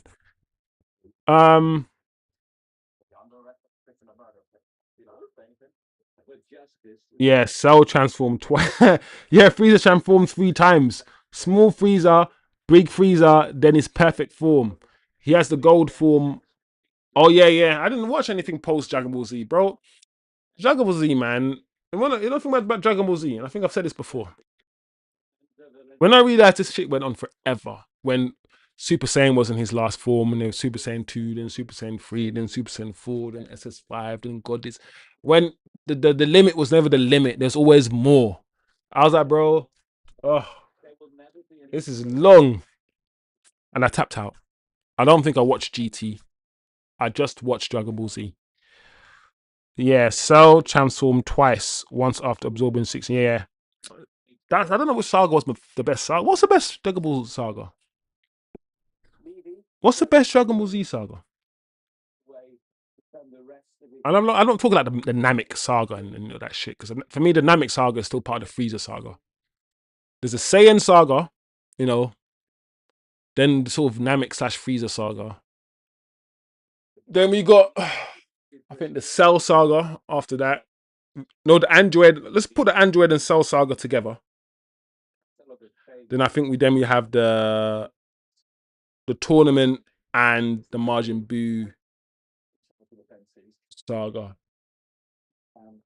I think Margin B was Cell was terrifying because Cell reminded me of like Terminator. Because Cell went back in time and Back to the Future and all these things with Trunks and everyone died. That was fucking terrifying. But Boo, yeah, Boo was terrifying in a different way, yeah. Because the thing about Margin Boo was all cuddly and cute and just smiling and pink and just killing people. It was a different kind of like, I'm Margin Boo, I'll turn you into a chocolate. I'm like, bro, you can't turn people into food, bro. But Freezer's the original OG though. Freezer's that original guy that broke man and made man go to the next level. If I'm thinking, what was the most terrifying?